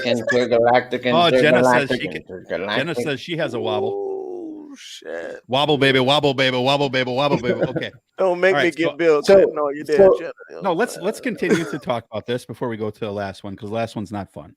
So I want everyone to steep all of their skepticism is great. It's healthy. It's good. Yes. But we also have to, there has to be some sort of metric, some sort of rule system that we play by. Because if the answer is because magic, then I guess we can't really have a conversation. But magic is just the ununderstood. Magic is what we say for what we don't understand. Right. But that can't be your justification for why something happens or why we haven't observed something. You know what I'm saying? Like, I can't say, well, I didn't pay the bills because a leprechaun took all my money. Like, that's not a good answer for it. Like, we can't use that in the absence of evidence. Yes, but the absence of evidence is not evidence of absence. Don't you try to win me. Yes, but you know what, Mike? And they're doing it again. They're doing it again in the chat. So, like, they're saying, "Oh, but the Earth does not circle the sun; it travels along with it. We spiral through the universe." Okay, listen. If I say that the sun moves east to west, right? We know, like, I feel like the chat would say, "Oh, but the sun doesn't really move east to west. It's an optical illusion of your eyes." Don't matter, man. Well, let's just keep talking. We're talking about from this perspective. So enough. Anyway. So why don't you say from our perspective? So then you don't have to deal with this. Because generally people understand what you're talking about. Not unless you're somebody whose goal in life is to try to catch someone and trip them up and say, or you could say what you actually mean, not say something and assume that everybody gets what you're saying. What I mean is the sun moves from east to west. That's what I meant. That's what I said. Now, we're all moving, including the sun. Haas, the alien that abducted you. Yes. Did she have a third nipple? That's all I want to know. I sucked 3. That's all I know. There could have tasted like cinnamon and lavender. There could have been more. Did she glow? I come for peace. And certain lights at the end, she was glowing. Was her name Nebula? Nebula Quisha. Nebula Quisha. Perfect. So she was an African alien. Mother Eve, baby. Okay, all right. I just wanted to clarify all of this. All right. So let me throw a little something in the mix. How do you feel, Dutch and Haas, about the theory of panspermia? Hold on, what now? Say that again. Panspermia? You have to tell me what the theory is because I don't know what is that? name. What is that theory? Okay, please enlighten me. panspermia is pretty much when, let's say, there's life on one planet, and then something cataclysmic happens. It gets broken up, and then pieces of the planet that had life on it land on another planet, thus like seeding, Earth rock that's on Mars. Gotcha. Okay. seeding life onto the new planet. Yeah, we had to make sure that we didn't do that with the Mars rover that's up there right now. So yeah, all that stuff is under quarantine for a long time, and it's all sprayed down, and yeah, it's crazy what they do. Yeah, the company, interestingly, the company that I work for, I'm in logistics. We did the rigging and hauling across the country from California to the East Coast on the first Mars rover back in the 80s. So they were talking about some of the, like, all of the measures that they had to go through to make sure that, like, we vacuum seal stuff all the time. Yeah. But this thing had to be like, and we're talking about back in the 80s. Excuse me. This thing had to be like just super, like the lengths they had to go to keep this Mars rover free of any foreign substances in it whatsoever. Because even then they knew that, hey, we want to find life on Mars. We think we might find life on Mars. But we want to make sure it's not Joe down the street who chucked a loogie onto the rover, while he was chewing his tobacco, and now he starts. Mikey sneezed. Yeah, he starts a new colony of hybrid ants on Mars that wipes out like what we saw on Invincible, right? They went to Mars, but thank goodness they were their minds were more powerful. But that's a. What's your because that's an actual theory about how an answer to the abiogenesis question of, well, how did we get life on Earth? Did it just come out of some pool? Well, we have a lot of... Yeah, but panspermia doesn't solve that question for me. I didn't know that was what it was called, but that doesn't answer the question for me because it still starts somewhere else. So where it starts, then all you're doing is pushing the question. That's a separate question. But if the life came from Mars, I think that changes things for us as Earthlings, don't you think? That's entirely plausible. Mm-hmm. And then what happens to Earthlings when we find some extremophile bacteria on Mars? Like, what does that do for us as humans on Earth to know that there is life outside of this rock? That there is life. Here's what happens first. I like it. Is that the U.S. government tries to figure out how to weaponize it? Yeah, that and the Am I wrong? And the evangelicals say it's fake. Or they'll say it's fake, or they'll say right. That was so God's after those two things happen, I'm perfectly fine with it. In fact, I think the odds that there's not life elsewhere is the smallest number you can come up with. That's a non-zero number. The odds that there's not life. So that you believe. No, I was thinking like 6, but yeah. So you believe that there is life elsewhere, but they can't get here. I believe there's life elsewhere. I'm just not convinced that it's that it has the cognitive abilities of humans. There's no evidence to say it does or doesn't. I'm sure it's entirely possible. Haz, do you think that there's life on other planets in our solar system? Planets, no. Moons, yes. I just said in our solar system. I think if there was planets, no. I Moons, believe yes. That's my answer. Depending upon where they are in their development, there is a small possibility for life on other planets in our solar system. Because I feel like this simply because I believe in the unknown. I believe that there's definitely possibility that there are things that we don't know. And there's things that we don't know. Understand? So I believe that there's a possibility that there is technology out there that supersedes everything we have now. I believe that there might be intelligence out there that there's a possibility for that supersedes what we know now. That is maybe thousands of years past where we are in development. Okay? But I do reserve the notion that there's life elsewhere. Now, I believe that if there's life in this solar system, in our solar system, then it's behind us in development. Okay? That's what I would believe. In the solar system? I believe that. Are you talking about the solar system? You said in our solar system. Okay, that's what I was making sure you're still answering that. So, if there's life in our solar system, I believe it's behind us in development. I believe that in the sextillion, I like that. Let me say that again. In the sextillion galaxies that are out there, according to Swede. How many zeros are in sextillion? I don't 22. Know. I'm stuck on the first part of that word. But anyway, I believe that there could be life out there that is beyond us in development. I believe that we're on a continuum, and that Earth is somewhere on a continuum, and there might be there's development past us and there's development behind us. You know what I'm saying? 10 to the 22nd. Okay. The 23rd. 10 to the 23rd. Saz, have you ever heard of a tardigrade? A what? I have. A tardigrade. A tardigrade. I know what that is. Do you fry it or do you broil it? You could, but you'd have to eat a lot of them to taste it. Remember in Ant-Man and the first Ant-Man movie where he went down to super small? Yeah, he went to sub right. submolecular.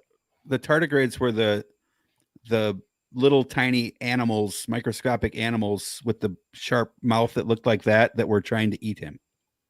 Oh, those were tardigrades. They're extremophiles that have literally gone into space. Hold on. Don't kill the whole. I pulled it up. Damn it. Hold on, you. All right. So this is from Wikipedia, so take it with a grain of salt. Tardigrades are thought to be able to survive even complete global mass extinction events due to astrophysical events, such as gamma ray bursts or large meteorite impacts. Some of them can withstand extreme cold temperatures down to 1 Kelvin. So they're almost as robust as Trump's political popularity on the right wing. That is negative 458 degrees. That's cold. Wait. Negative 458. Isn't absolute zero negative 270 something? How many Kelvin is absolute zero, Dutch? Zero. So this is 1 Kelvin. Just barely above absolute So am zero. I wrong then? Is absolute zero not negative 270 something? Well, that's why I'm thinking Celsius.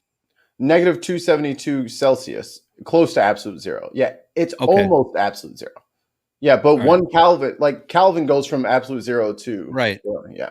While others can withstand extremely hot temperatures up to 420 Kelvin, which is 300 degrees Fahrenheit, for several minutes. Pressures about 6 times greater than those found in the deepest ocean trenches, ionizing radiation at doses hundreds of times higher than a lethal dose for a human, and the vacuum of outer space. Tardigrades live in harsh conditions, undergo an annual process of Cyclomorphis. Allowing what is that? What is you got? Come on now. They sound like Viltrumite. I got to be able to use that word. Yeah. I got to be able to use that word in a sentence. What is Cyclomorphis? Let me finish the sentence and I'll click on that. That's what the cicadas do. Allowing for survival in sub-zero temperatures. Cyclomorphis is the name given to the occurrence of cyclic or seasonal changes in phenotype of an organism through successive generations. Okay. It's like super deep hibernations for years. Yeah, like cicadas. It occurs in small aquatic invertebrates. My 15-year-old's doing that for the last couple of years now. That reproduce by Parthenogenesis. Stop mispronouncing things. That's my thing. Stop. What is Parthenogenesis? Sorry, I didn't mispronounce John like someone else did. I mispronounced Parthenogenesis and give rise to several generations annually. It occurs especially in marine plankton animals and is thought to be caused by the epigenetic effect of environmental cues on the organism, thereby altering the course of development. So they can pretty much change their phenotype based on what's happening around them. So if it gets really, really hot, they go into really, really hot mode, and all of them do it, and their body changes and morphs into a way that keeps the species going. And same thing. Oh, these are like super roaches. Yes, and they're half of a millimeter long. They're Viltrumite roaches, or shrimp, because I think they live in water. So, but they're just like any other man. Of the sea. They're just like any man. They change and become fake depending on what woman's around. Women do that shit too. Trust me. Not me. No, not you, of course, Mikey. Not We're me. referring to the men on the show. Not me. Womp, womp, womp. They're gonna have to take it as is when it comes to me. Isn't it funny that we talked about like 7 topics? We have 1 left, and the one that's caused the most hubba-la-dub is the UFO, the first ever UFO sighting by the Puritans, nonetheless. The Puritans, nonetheless. I'm surprised they didn't worship it. All right, so I'm going to move on to the very last one here. Let me find, because for this one I have a photograph that I want to pull up and show you guys while I read this photograph. One. Make sure you click the right every one. Every time I do it, right you use that joke every time, though. Yeah, make sure you open the right tab, bro. I'm trying to tell you. You don't want to be seeing what you're preparing to send your wife while you're out of town. Is it? Why is it blinking like that? I don't know. What you doing? Right. Hey, if you are photosensitive, please turn off your monitor right now. Yeah. Do not have a seizure on our watch. You're probably going to give the audio listeners a seizure with that. Let's try that again. Okay. So here's what I'm going to read. Maximize. Let me find the part where I was reading this part at. I lost it very quickly here. So what I have up on the screen for those listening on the audio is a photograph. Look at this photograph. That's my joke. Of a little boy and a little girl. The boy is black and the little girl is black, Caucasoid. So are you sure? At least that's part of the story, Haas. Okay. So there's a picture of a white girl on it is screen. New Orleans. Now, on January 30th, 1864, Harper's Weekly printed a large engraving of a group of recently emancipated children and adults. The caption described them as emancipated slaves, white and colored. Mm-hmm. The images were based on widely circulated abolitionist photographs of emancipated children from New Orleans, including some who are white passing. Readers of Harper's were presumably convinced of slavery's moral evils, but this didn't mean that they still didn't hold racial biases against African Americans that made them uncritically accept the logics of racism. The truly pressing fear for this image was meant to capitalize on that if we can't read race by just looking, and people considered legally black could pass for white, then what was to stop the same system of legal slavery from mistaking free white citizens for the enslaved? This story underlines the impossibility of a system of slavery based on race, but images and articles like this are underknown and underdiscussed. One reason may be that historians and the general public are wary of bringing in historical examples of the, quote, white slavery, unquote, narrative, because they're fearful it will get folded into the onslaught of contemporary false material about white slavery that circulates in extremist groups to minimize the historic grievances of African Americans. Another is likely some discomfort around the idea that Northern abolitionists could be both vehemently anti-slavery but still bigoted. 100%. We often narrate history as if there is definitive lines drawn between good and evil. But actually, historical events are animated by the actions of individuals who are always much more contradictory in their viewpoints and in their politics.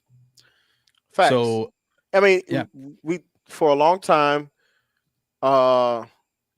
there's discussion about lots of people that were in the public eye that passed for white and purposely minimized as much as they could their black ancestry.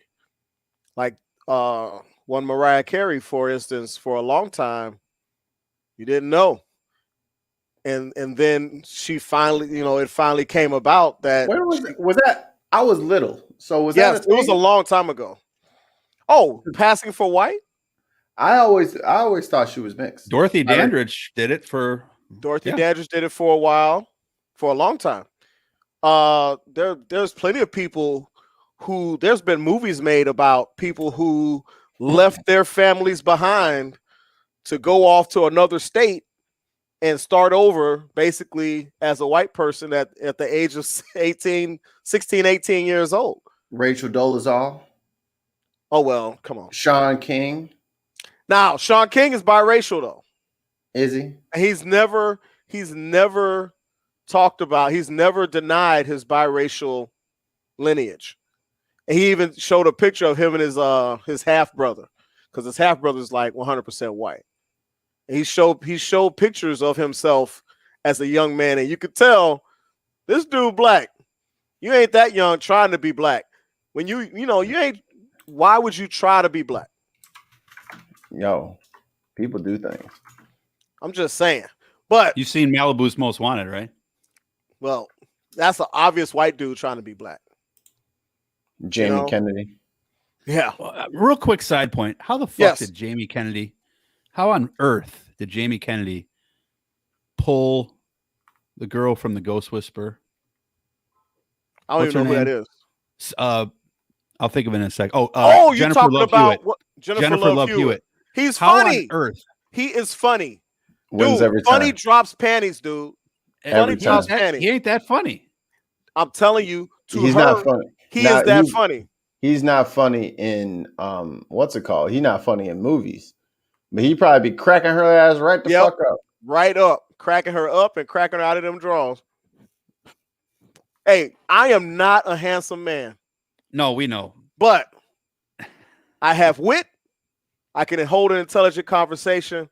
I try my best to smell good 99.9% of the time. And as you can see, I dress well. Just because you are a character, my dear, doesn't mean you have character. That mean you have one. Right. Thank you, Winston Wolfe. But I'm telling you. You are fake news. For women, it's more mental. You got to understand that. And then we don't know her past. We don't know how many hot dudes fucked her over. You know what I'm saying? And we also don't know. Fuck over Jennifer Love Hewitt. I would love her forever. Guess what? Hey, you show me a fine woman, I'll show you a man tired of her shit. Okay. Well, unless they're crazy like Halle Berry or. We don't know she's crazy. We don't know her personally. We have good. We don't evidence. know she's crazy. We have a pretty good idea that she's Eric crazy. Benet said she was fucking crazy. You know, and we don't know that J-Lo is crazy, but we do know she's got more rings than fucking Jordan. Yeah, that's for sure. You know what I'm saying? She's back with Ben Affleck now. Oh, she sprinted back. Yeah, I feel like I'm back in the 90s. Right? Bennifer is back. But all I'm saying is this: when it comes to the ladies, now back to Mario Lopez for this. A lot of times it's more mental than a physical thing. It's the mental that grabs them. You get a hold of a woman's mind, you got a keys to her soul, dude. All right, back to actually the white passing. Frustrated Atheist says Davis Knight was thrown in jail for marrying a white woman because he was a direct descendant of Newt Knight and Rachel Knight, a former slave. He looked white but has a small percentage of black. One drop. Then you had the one drop, baby. The Supreme Court case on interracial marriage, which was aptly named Loving versus U.S. government, I believe. You know, with a white man and a black woman. But the the thing, like, I keep seeing these they're not really tropes. They go so far to try to say that white people were slaves. Like they go to the most incredible reaches to try to do this. And this is kind of what that article just talked about. And again, credit to Time for Fake News Time magazine for that. It's just like, look, if something was true, we would tell you it was true. We would just say, hey, you know what? But there's not one case of a white person who was a slave in the United States in the same way that there was indentured servants, but that's a very, very, very, very different thing. It's a terrible thing, but it's different because it wasn't generational is really the main thing. And there was a term limit. So, you know, and there are people that will say, well, prison is slavery. You're not totally wrong, but it's just, it's not chattel slavery. Right. It's not chattel slavery. Slavery in America Unprecedented. Well, slavery in the Americas, because South America and Central America was just as bad. Yeah, well, I mean, slavery was pretty awful, and the Arab slave trade was pretty fucking horrendous also. But but slavery just in general is bad. But the American slavery has this unique effort to either minimize it or ignore it. And I think it's unique in that regard that there's like 40 different narratives that you can that you'll hear about either why it wasn't so bad, or there were good slave owners, or this sort of thing. That's not to say that good slave owners is like good cops who don't say anything when the bad cops is kicking ass. Yeah, I mean there were slave owners who I'm sure were decent to their slaves, and there are slave owners who were better than others, but they still owned other people. So does that make you the worst person that was ever born?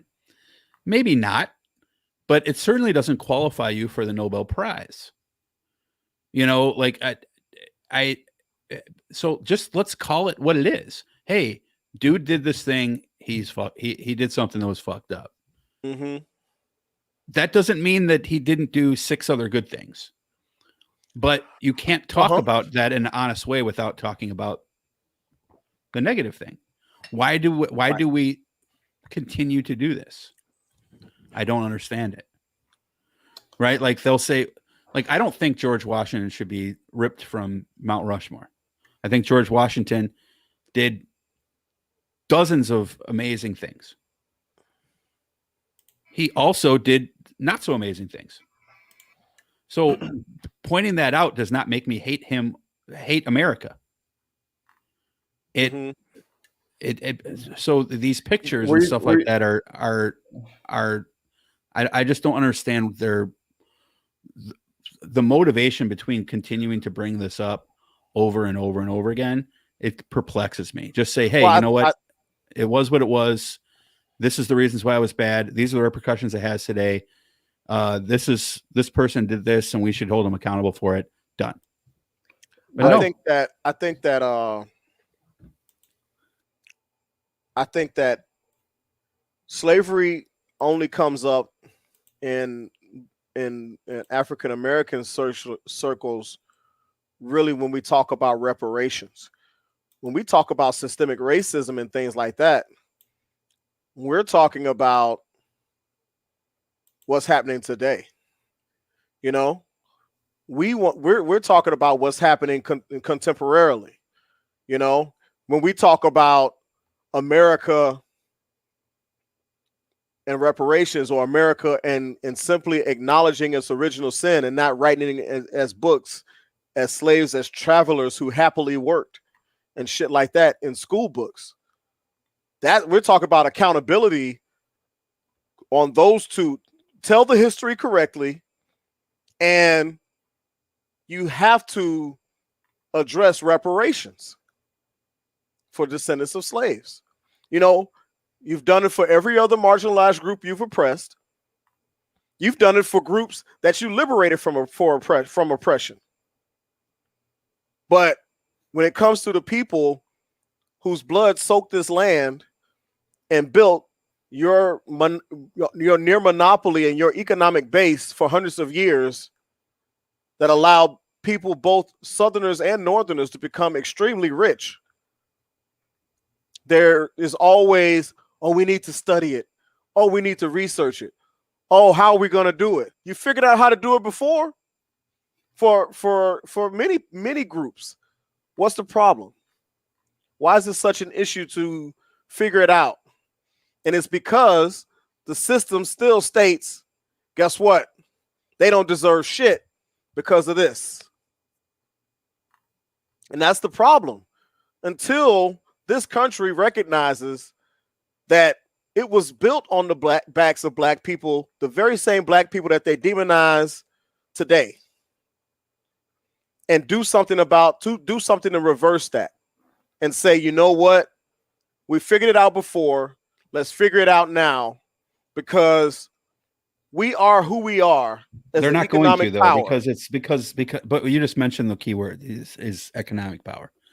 Right. That's why it's not going to happen, because the $10 trillion that it would cost, they're not going to pay that. They bitched about $900 billion in a COVID stimulus package.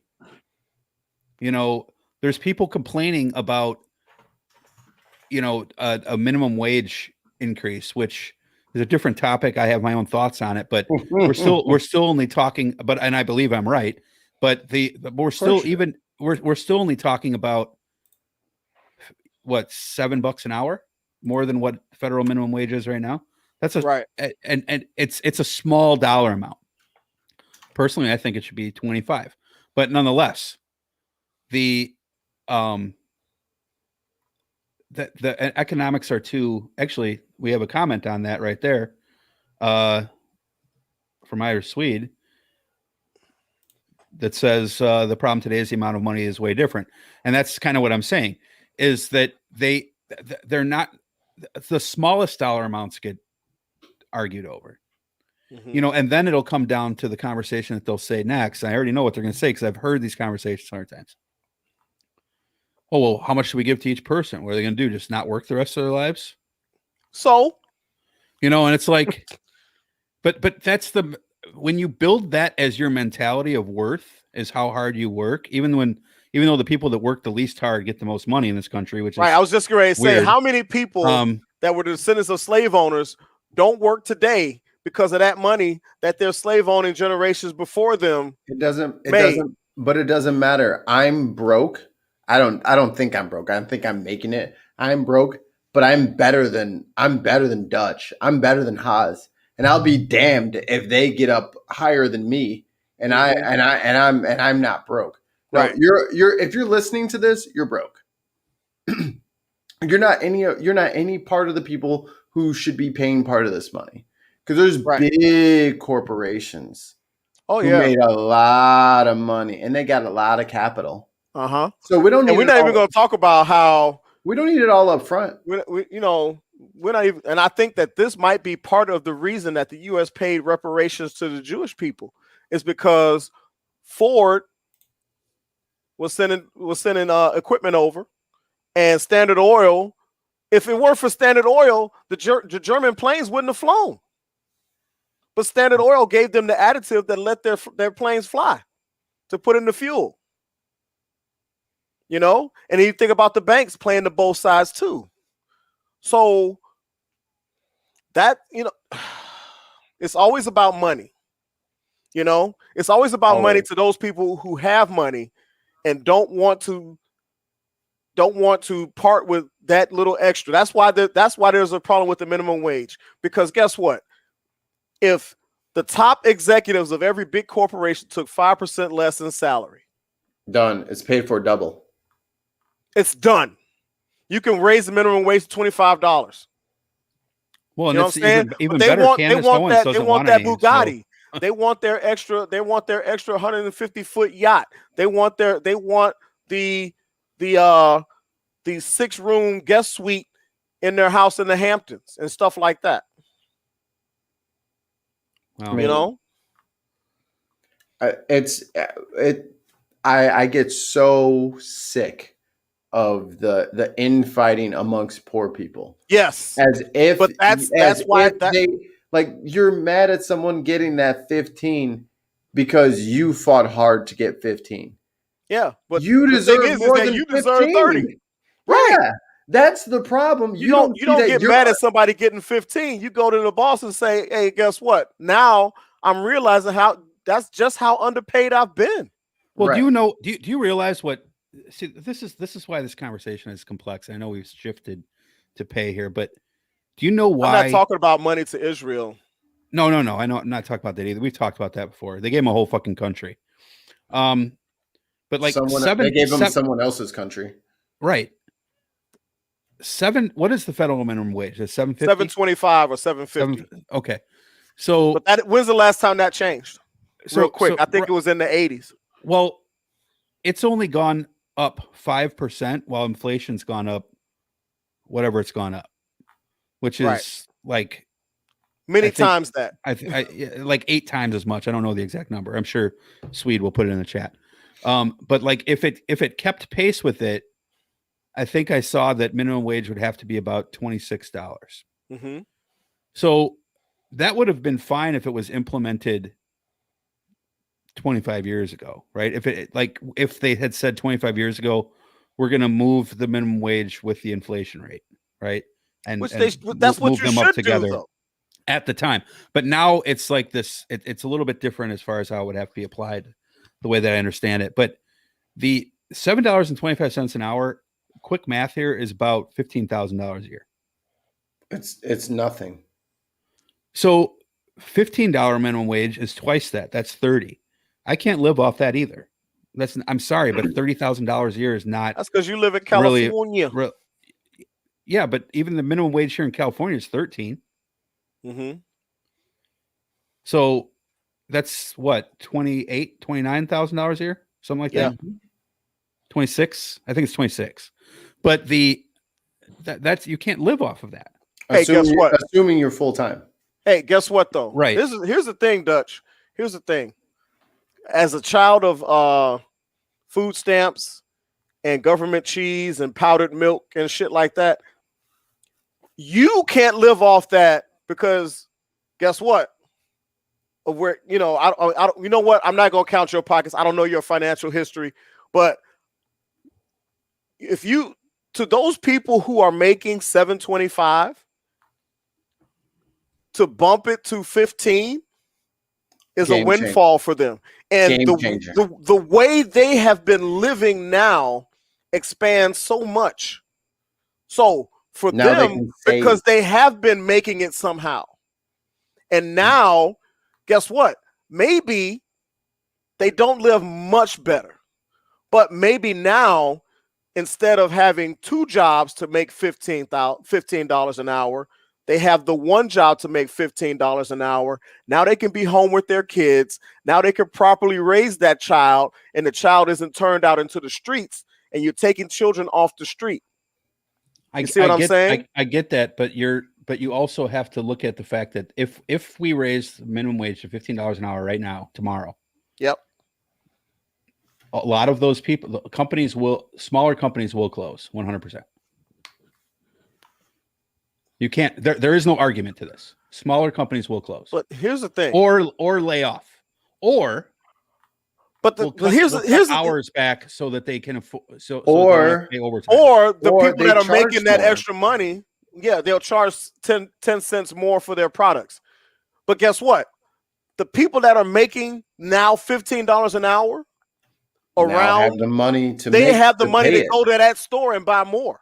They have the money to go to that business and buy more. I'm not arguing that point. Okay, so then why do you need to close? Because my whole thing on minimum wage is to give some layer of protection to the small business owner. I could give a fuck about Amazon or McDonald's or anything like that. I'm talking about the guy who started a plumbing business and has 3 employees. And like the girl behind the desk is, but how many more? A junior in high. Let me finish my point.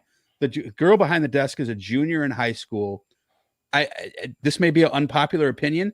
My daughter's a freshman in high school. She don't need $15 an hour. She'll be fine with $50-$60 a week. You taught her financial literacy, if you teach her financial literacy, $15 an hour is great for her because you teach her how to save and invest that money. You didn't listen to what I said. I said need. She doesn't need. Why doesn't she? Why wouldn't you want to take extra money? Then why does she have a job and let her save? Because why wouldn't you teach her how to save and invest so she has her own? She doesn't have a job yet. But why would she get a job if she didn't need money? We're going to make her get a job or encourage her to get a job because we want her to start getting used to the fact that she has to take responsibility for her life.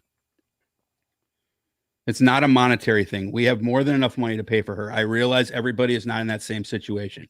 But I'm talking about my anecdotal experience with my daughter right now. Not talking about other people's daughters. So you asked me, why does she need to work? I want her to work so that she can start honing her skills and seeing that she needs to contribute to the success that she's going to have in her life.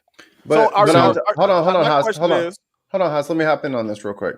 But don't you think that that's important for her going forward to be paid a fair wage? Because she can use that to leverage more pay further down the line at her next job. So then they don't come at her with like, yo, you made $7.30. I'll give you $7.50. No, that's bullshit. Like, no, I make 15. You'll meet me at 15. So that when she gets there, you know what I'm saying? She's not going to start 15. No, I don't get that because 15 sucks too. Well, 15 is not enough either. 15 is better than why 7. Not 40 then? Because 40 is actually a living wage. That's hyperbolic. And what I'm saying, it's not hyperbolic. That's a real actual living wage. That but you're actually saying that she doesn't need a job for the money. And you're talking about one. I'm talking about a 15-year-old. You're cherry picking because it proves your point. But what you're saying, like you're saying, like let's go back to the plumbing situation, right? Homeboy doesn't need to work for you for $7. If he's working for you for $7, it's because he's desperate. That's not fair to him. Right. You can find better ways of allocating funds, of charging the customer more, letting them know, hey, I charge a little bit more than the guy down the street. I hope you understand that. But that's so that my guys can go home with a big smile on their face and a big fat paycheck in their pocket. That's why I'm paying you. That's why I'm charging you an extra. You're correct. You're correct. And as a salesperson, I use that tactic all the time. We have the best people. We pay our people good. They're happy. They're stable. They're going to stay here, etc. Not every customer is open to that. In fact, 75 to 85% of customers will say, "I appreciate that. What's your lowest rate?" Hey, but guess what though? Here's the thing. The cycle is going to change because right now there are people not using a toilet because they can't afford to get it fixed because they make $7.25. But if they made 15, maybe they could afford to get that fixed. So that's extra business. I get the plumber doesn't have to close because the economics of it is this. Somebody making that low of a wage is bypassing on purchases. They're bypassing on contributing to the economic situation of their region because they don't have the extra cash. So when they have the extra cash, oh, now we can get this fixed. Now we can do this. Now we can do this. I know when we got an influx of cash, we went out and we got things done that needed to be fixed, or we got things done that needed to be bought instead of only buying hot dogs, beans, rice, bread, potatoes. You know, we got potatoes, we got meat. We spent more in that local store. Okay, if we do that on a grand scale right now, what is the point? It's trickle up. Yes, it's trickle up that actually works. I agree with you. I don't disagree. We have the same. I think we have the same goal here. And to just but then you slam on the e-brake no. Cut the wheel and you say, but small businesses shouldn't have to do it, and that's the disagreement. Okay, small businesses might benefit more. Just to touch on Tons of Mice's point here, you're wrong because I think she's worth $50 an hour, or let me rephrase that. Even she could be worth $50 an hour, right? She could be worth infinitely more than that, but. Hold on, Dutch, hold on. You cut out. Oh, I'm sorry. When you're a 15-year-old, you do not have to make the same amount of money as you do when you will be 20 or 25 or 30 but or when 40. She's 20 or 25 or 30. You do not need the same money when you are 15. Here's the thing, though, Dutch. When you're 15 and you're making a fair wage, like Zebulon Famigny said, it is a stepping stone. If you're making 15, your next job, you're not going to make 12. You're going to step up. So you're putting her in a better economic position from the start. And if in your case, she doesn't necessarily need the money, that's a grand opportunity. Say, here's how you save. Here's how you invest. Take 75%. You can do that at $2 an hour. You can take that same mentality at 5 cents can an take hour. that same mentality at $2 an hour, but she can't buy the phone case she wants at $2 an hour. Okay, but we're talking about, you guys are missing the whole point. The whole point is that my whole point on this is that small businesses, and it's hard for me to define what that means because it's a broad term, but let's, for purposes of representative purposes, let's say we're talking about someone who has 5 employees or less. Okay. So a small business should not be taxed or have the same stipulations on it in the same way that a company that has 50 employees should. And a company that has 50 employees should not be looked at the same way or taxed the same way as Amazon, McDonald's, Nike, IBM. That is my point. So to put now, there are other issues with this. I don't think your statements bolster your point. They don't need. I'm going to read something. Can I read something from AmericanProgress.org? $15 an hour is not enough money for an adult to live off of. So why are you fighting for not enough? Because it's already at 7, Dutch. It's a start. I get that, but we need to find more creative ways to get it so that people have the equivalent of $50,000 a year. Okay, we saw last year what happened. What happened? Do you sign a pen? Do you sign a pen and do it overnight? No, you're going to bankrupt all these companies. You can't do it overnight. It has to be incremental. And this is what most states are taking. That's the position most states are taking. Yeah, so even in Illinois, they went from 775 to 9 to 10, and now I think they're at like 1150. Right. You have to give the businesses time to adjust. Fine, you'll have your time to adjust, and then in the meantime, the least of us are getting more and more in their paychecks every year. It's not the instant 30, which they deserve, which is livable. But we have to make that move towards it rather than saying you're going to go from 7 to 30 and then they say, fine, everybody's fired and I'm selling this company overseas. They would do that. There's companies that will do that on a smaller scale from 7 to 15. The effect is the same. I don't think it's the same as 7 to 30.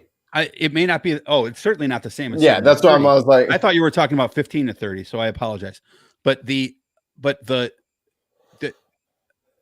And people can say that I'm wrong or whatever. There's been nobody who's come out and been able to show a way to end poverty in this country.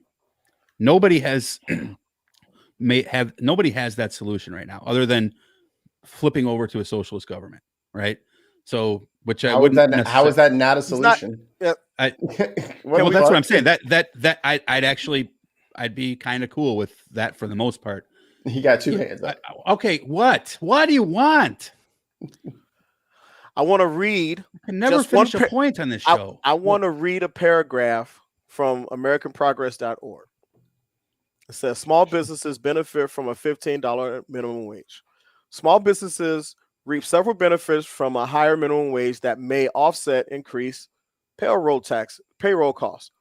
A survey from CNBC found that a majority of small businesses can absorb the rise in labor costs resulting from increases in state and local minimum wages in January 2021. A growing number of business owners have recognized the benefits of paying a fair wage, paying living wages to their employees, and even supporting a national wage increase. Businesses represented by Businesses for a Fair Minimum Wage welcome the wage increases that went into effect in several states at the beginning of 2021, stating in a press release, businesses depend on customers who make enough to buy what they are selling, from food to car repairs. Minimum wage increases go right back into local economies, helping workers and businesses get through the pandemic and economic crisis. It goes on. It's a long article, but that's what I'm saying. Studies in states where hold on, Dutch. Studies in states. Who do they study? Studies in states that increase their minimum wage show that the economy increases in those states. and that those businesses that thought had trepidation actually reap benefits from the increase because they had increased traffic. Okay. That's what I'm saying. But you're saying that businesses will close, and the studies are showing that the businesses aren't closing. No, but that's the thing. Like, you're not listening to the end of the sentence. Businesses that close are those businesses that refuse to pay, and they say, "Fuck that, I'm not doing it." And then I'd rather close. I'd rather shut down. How many businesses? How many businesses? How many did Albertsons just close, Mikey, in California? How many Albertsons just closed? Albertsons just went public, so they're not hurting for money. But yes, they didn't close because they were hurting for money. How many of their stores because they want to keep their profit margin? That's why they closed. They closed some stores, but they also bought 4 other chains. And they laid that's off the thing, people man. It's about the rich trying to keep their money. Yeah, that's why they want to close. I'm not defending Albertsons here. No, I'm just saying, plenty of money. I'm just saying, bring it up. It's like they fired some players and then got some new rookies. They didn't just like close them because they weren't doing well. They just closed those and then bought 10 times the amount that they closed. You know what I mean? They cited the fact that they closed it because of the wage increase. Oh yeah, sure they did. I'm sure they cited it just like when that was what their press release literally said. It plays well. Where were those stores that they closed? Where were those stores that they closed located? In impoverished communities. There you go. Of course. Like when Obamacare came through and all these insurance companies started jacking their rates and stuff like that, and they blame it on Obamacare. No, you want to keep your fucking Bentley. That's what it is. You could perform the services. I'm not. You're preaching to the choir. I am against the corporate greed and all that stuff. I think a 15-year-old doesn't need the same money as a 30-year-old. A 30-year-old shouldn't be making $15. I haven't heard anybody combat that point. You're not listening. A 30-year-old shouldn't be making $15 an hour. That should be that's the fail. That's not what I said. I said a 15-year-old doesn't need the same amount of money as a 30-year-old. The 30-year-old won't make that, Dutch, especially if they've been in their job for a while. But a lot of people are not even making 15. So that's the point. At least bring the minimum up to 15, and then the employers are now going to have to say, okay, I have been devaluing my people according to fucking math. According to math, I have been devaluing my employees who have been with me this long. Now they have a moral dilemma. I agree. Where now they're in the moral dilemma where do I pay them what is fair to them, or do I let them go? And if they let them go, that is on them. And they don't deserve to fucking be in business. And they don't deserve to be in business. And someone is going to appreciate that person with the experience. Someone is going to pick them up and pay them the right way, or the people will start their own businesses depending on the industry. So it's not this thing where we have to be beholden to the people in power because they're not actually in power. They can fight all the regulations that they want, but keep fucking around and there's going to be another Albertsons, for example. They can keep fucking around and there's going to be another grocery chain. There's several out there already that pay people what they are owed. And they have no type of rollover problems with people. Their people stay, their people work hard. They don't mind working there because they feel appreciated and valued. But when you are constantly trying to get by on the minimum, when it comes to people's lives, it is not a good business model. It just doesn't in the long term. In the short term, yeah, it'll definitely work. But in the long term, it will expose you for what you are, and it will harm the business, and people won't want to shop there. Like I'm not going to go. I don't disagree with that. So that's why I'm saying the push for 15 is important because it's that first step, and we need to get from a minimum wage to a living wage. So if they want to put kids on the minimum wage and then adults after 18, you get the living wage.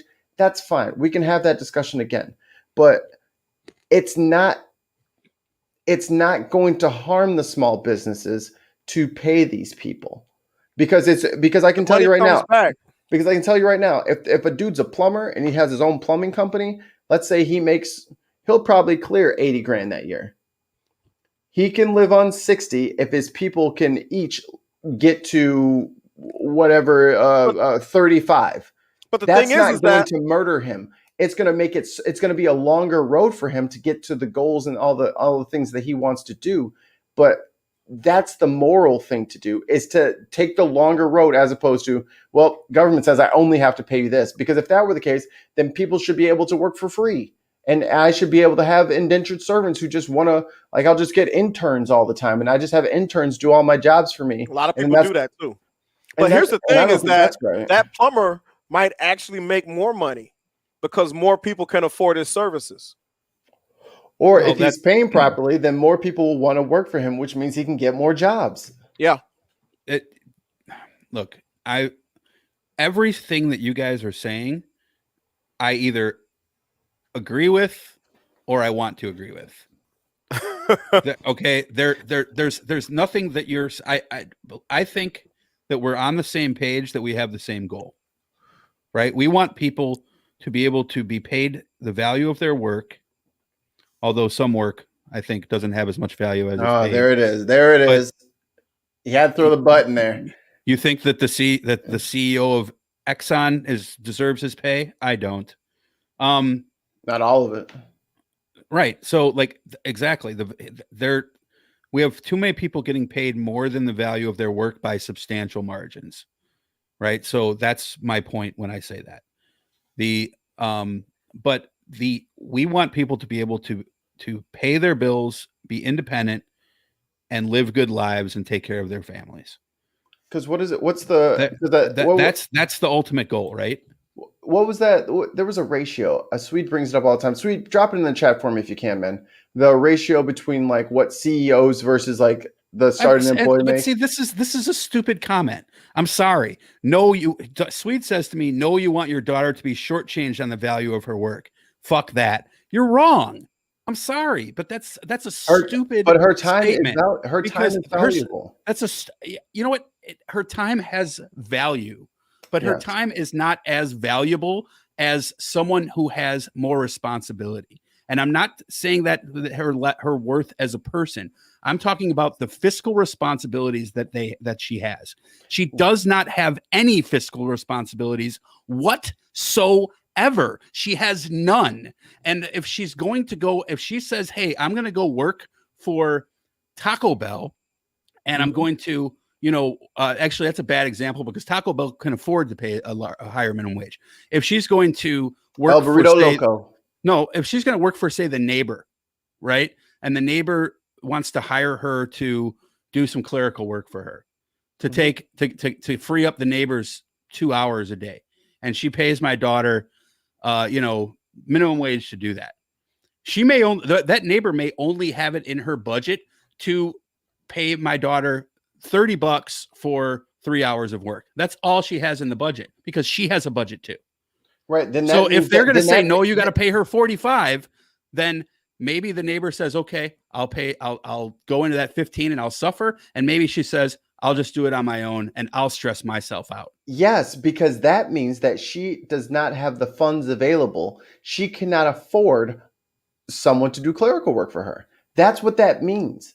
Like if I only make fucking $100 a week, right? I make $100 a week and I'm over here telling somebody, yo, I need you to fix my transmission. And then I'm like, yo, I'm only going to pay you $20 though.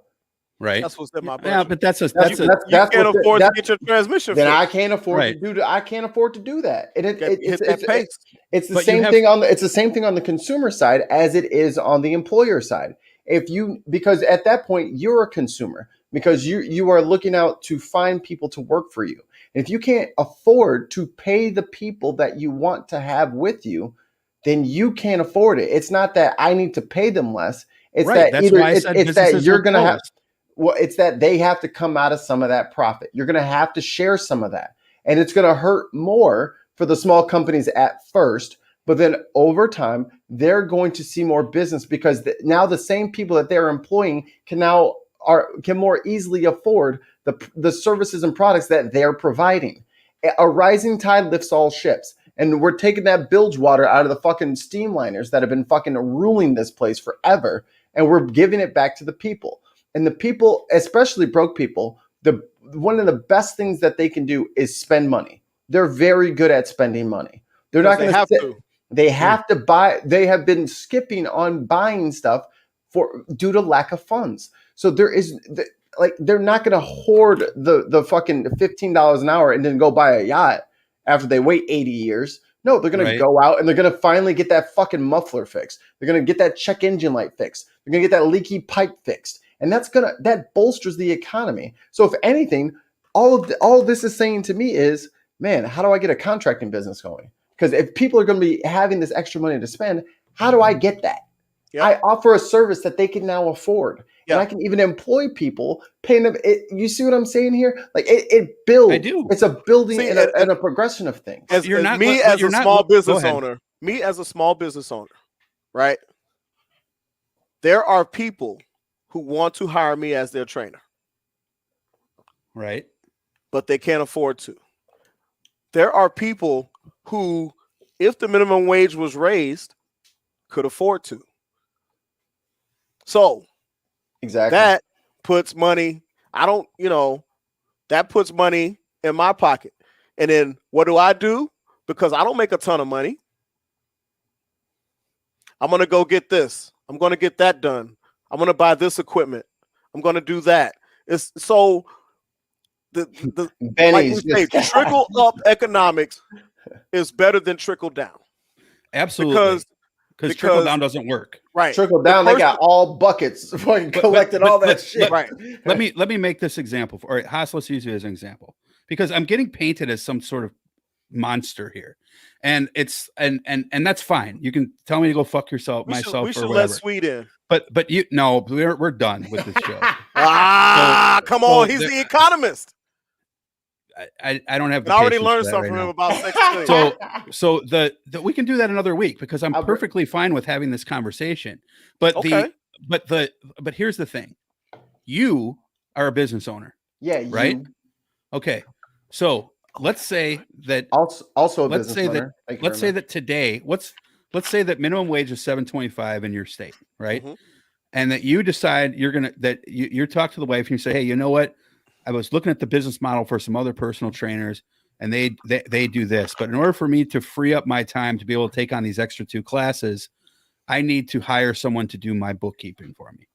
Right. I don't need much. I just need someone. So you go out there and you pay, say a 20-year-old kid and you pay them. Let's say that you're generous and you give them $10 an hour. I would give them 15.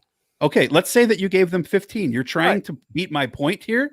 I'm just saying that I'll just go high on you then. If you want to play that game, I'll go high. For me, I would pay 15. Just because who I am and where I come from, I know what it means. 15. So you've budgeted in and you can afford it, right? I could afford it because guess what? This is what I'm going to do. Just answer. I'm not trying to be mean. Answer the question. Can you afford the 15? You have to, because it's contextual. I can suffer a little bit for 15 because I know on the back end what I'm going to be able to do by freeing up that time.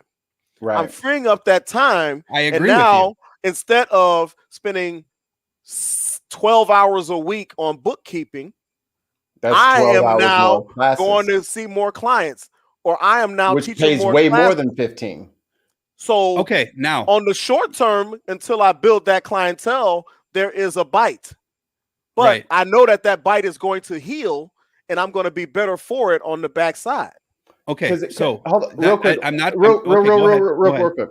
And that's the perfect way of how you said that, Haas, because essentially, when we'll go back to the plumber thing because this seems to be our soup du jour today. So if there's a plumber and he's working by himself, right, and he's got all these jobs, he's doing well, he's very busy, he's booked and busy, as they say. So now he's at the point where he's grown to the level where he can't do all the jobs himself. So now he's got to get someone to do his books for him. Or he's turning down money if he doesn't. Right. So now he's like, I really can't do that on that day. That's my book day. I can't do it. So now he gets somebody in to do the books for him, right? So that's one employee.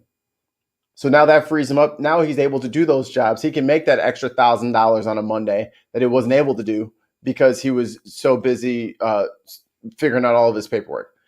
He grows to the next level. And now he's like, shit, if I could just get somebody to help me with the jobs, I could get them done twice as fast. Cool. So now he hires a guy, and it's the same thing as the lady before. She's saving him time and saving him money from things that he could do himself. So now, there's 2, 3, 4 employees. So these people are helping the business do more business. He's not just hiring. Like if you're hiring people to just sit there, that's kind of on you. And that's you don't need, if you don't need the help, then you don't need the help. And that's just the way it is sometimes. You don't need employees. So a guy can do it all by himself. But if you're at the level where you need people to help you, then you're at the level where you can pay those people. All right. Okay. Was that the end of your statement? Yes. Okay. So again, I empathize and agree in a lot of ways with what you're saying. You're talking about things, both of you, especially Mikey specifically, from the standpoint of the worker, not of the person who owns the business. I was talking for the business owner. Right. No, you said that you're giving the employee more money to be able to do things and put more money back into the economy and free you up to make more money and do other things. And the last thing from the owner, because the owner's going to make more money. Okay, first of all, that's not always true. So let's not pretend that it is. So if it's not always true, then you don't need a bookkeeper. Okay, then you don't need a bookkeeper. Okay, but I never finished with my point. I'm not trying to trap you here. I'm not trying to fight with you. I'm just asking a question. Okay. So you decided that you're going to hire someone. You're going to pay them $15 an hour, Haas, to be your bookkeeper. Because the demand is there. Because the demand is there for me to take on more work. Okay, the demand is there for you to take on more work. So you have this person, and they've worked with you. And let's say that you had them. Let's say that you had this person work there for 2 years. Yep. And during that 2 years, you even gave them a raise of what? How much did you give them a raise every year? $1, $2? Maybe. How much every year did you give them a raise? What's the inflation rate or whatever? Okay, let's. Then how well are they working? I threw that out there because I was going to throw a dollar amount out there, and last time you went way high. So let's say that you went to $16 an hour, right? Okay. So and the next year you gave them another dollar raise. You went to $17 an hour. Yep. Now you're in this flow. Yeah. Right. Mm-hmm. You're treating your employee well. Your employee's happy. You're able to take on more customers, but you're still just one person. Now the state comes in and says the minimum wage is $25 starting January 1st. Okay. What do you do? What do I do? Starting January 1st? Right. We pay $25 an hour. And So you put no thought into the fact, can I budget? You asked him a question. You asked him a question and you didn't let him answer. I pay $25 an hour. That's sort of the way it's been going for the last 20 minutes. Listen, for the last 2 years, I've been doing so well that I can give a raise every year. My business has grown to where I could give a raise every year to someone, and I am now making maybe 4 or 5 times that per hour because I'm able to take on other jobs. So my profitability has risen, right? So then I pay 25, right? And now if the state comes in and everybody has to get 25, that's even more money coming in because more people can afford my service. Yes, I'm going to take a dip in my profit for a short time. But now John across the street can get his son, who's a wrestler, to come over because guess what? John was in a position where he's getting divorced over the last couple of years. He's paying 2 fucking house notes, but now it's over because they done sold the house and he's making $25. So what you're saying is that, and I'm not trying to talk. I apologize for stepping on you, but we really do got to wrap this show up, and this is going into a rabbit hole. Let me just say this. So what you said is that you're going to happily pay the 25 because you're going to, because you have been making more money the last 2 years. Your business has been growing. Right. And you have been this positive situation with the business that you owe, that you own, because I'm not spending everything. Now you're going to be able to even get more customers, potentially because of this pay rate. Exactly. That is a very rosy outlook that unfortunately does not reflect American small businesses. And you can sit here and call me a fuck face and an asshole and tell me I don't care about people all that you want. You can sit there and motherfuck me all you want. But that is not the way that it goes for most businesses. The proof in the pudding is that what is the number? 4 of 5 small businesses fail. Okay. They fail because they don't. But my business is growing. Those small businesses that fail don't have business. They don't fail because they paid. So then what do they do? So did they fail because they paid well, or did they fail because the business didn't have enough productivity and enough profitability? That's a different thing. If you're gonna say that 4 out of 5 businesses fail, you got to go into the rabbit hole of why did they fail. You can't say that and then make it like and attribute it to a pay. It's not. Some people have bad businesses, like they have bad business models. They have bad managers. It's not set up correctly. But we've they already don't take out. But that's part of the 4 out of 5. It's not 4 out of 5 successfully, perfectly managed businesses fail every year. It's all businesses. So there's a lot of people who have no business starting up a restaurant. They have no idea what they're doing, and they fuck it up. And they fuck it up royally. That this is businesses that have been doing this for a minute, right? All I am trying to say is, and this is separate from the thing with the high school kids. That's like, obviously you don't have to agree with me on that. That's just my opinion. Okay. But I feel like no one really looks out for the guy who has the 2 or 3 employees. They just say, like, on your end of this conversation, and I'm not saying this to call you an asshole, I feel like the answer is generally just do it, you'll see, you'll be better. And if you didn't make it, then go do something else. That is, and I don't feel like that's the truth of the matter, though, Dutch, and that's the hard reality of business. If you can't afford to run a business in this climate as it stands, then you can't run a business in this climate as it stands, and that's just the harsh reality of things. Because let's just say it's not a minimum wage, right? Let's just say you run a business and you've been paying $6 for widgets.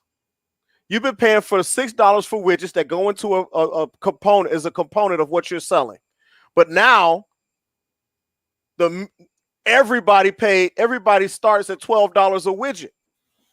Guess what? Either you're gonna pay it or you're gonna shut down, right? What are you talking about when you say $6 widgets? You're saying this. If a component of something that was critical to your business, like materials, if your material costs tripled, right, that would put you out of business.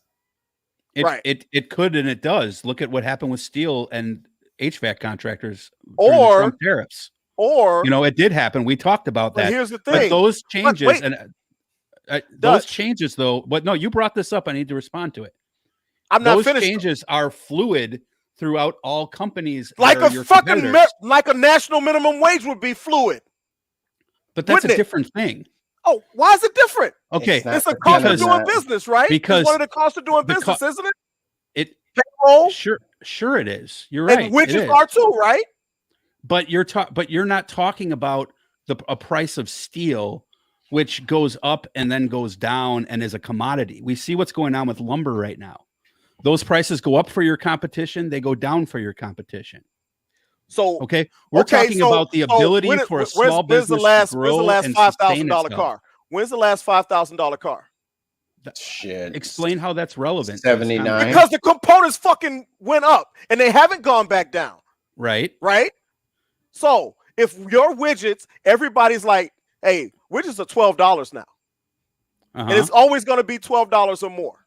So you got to do something. That's a fair point. I get that. as the business owner, it's kind of on you and on me and on Haas to navigate these choppy waters. And I know for the small businesses that I'm a part of and that I support and that I run, not paying my people is not an option.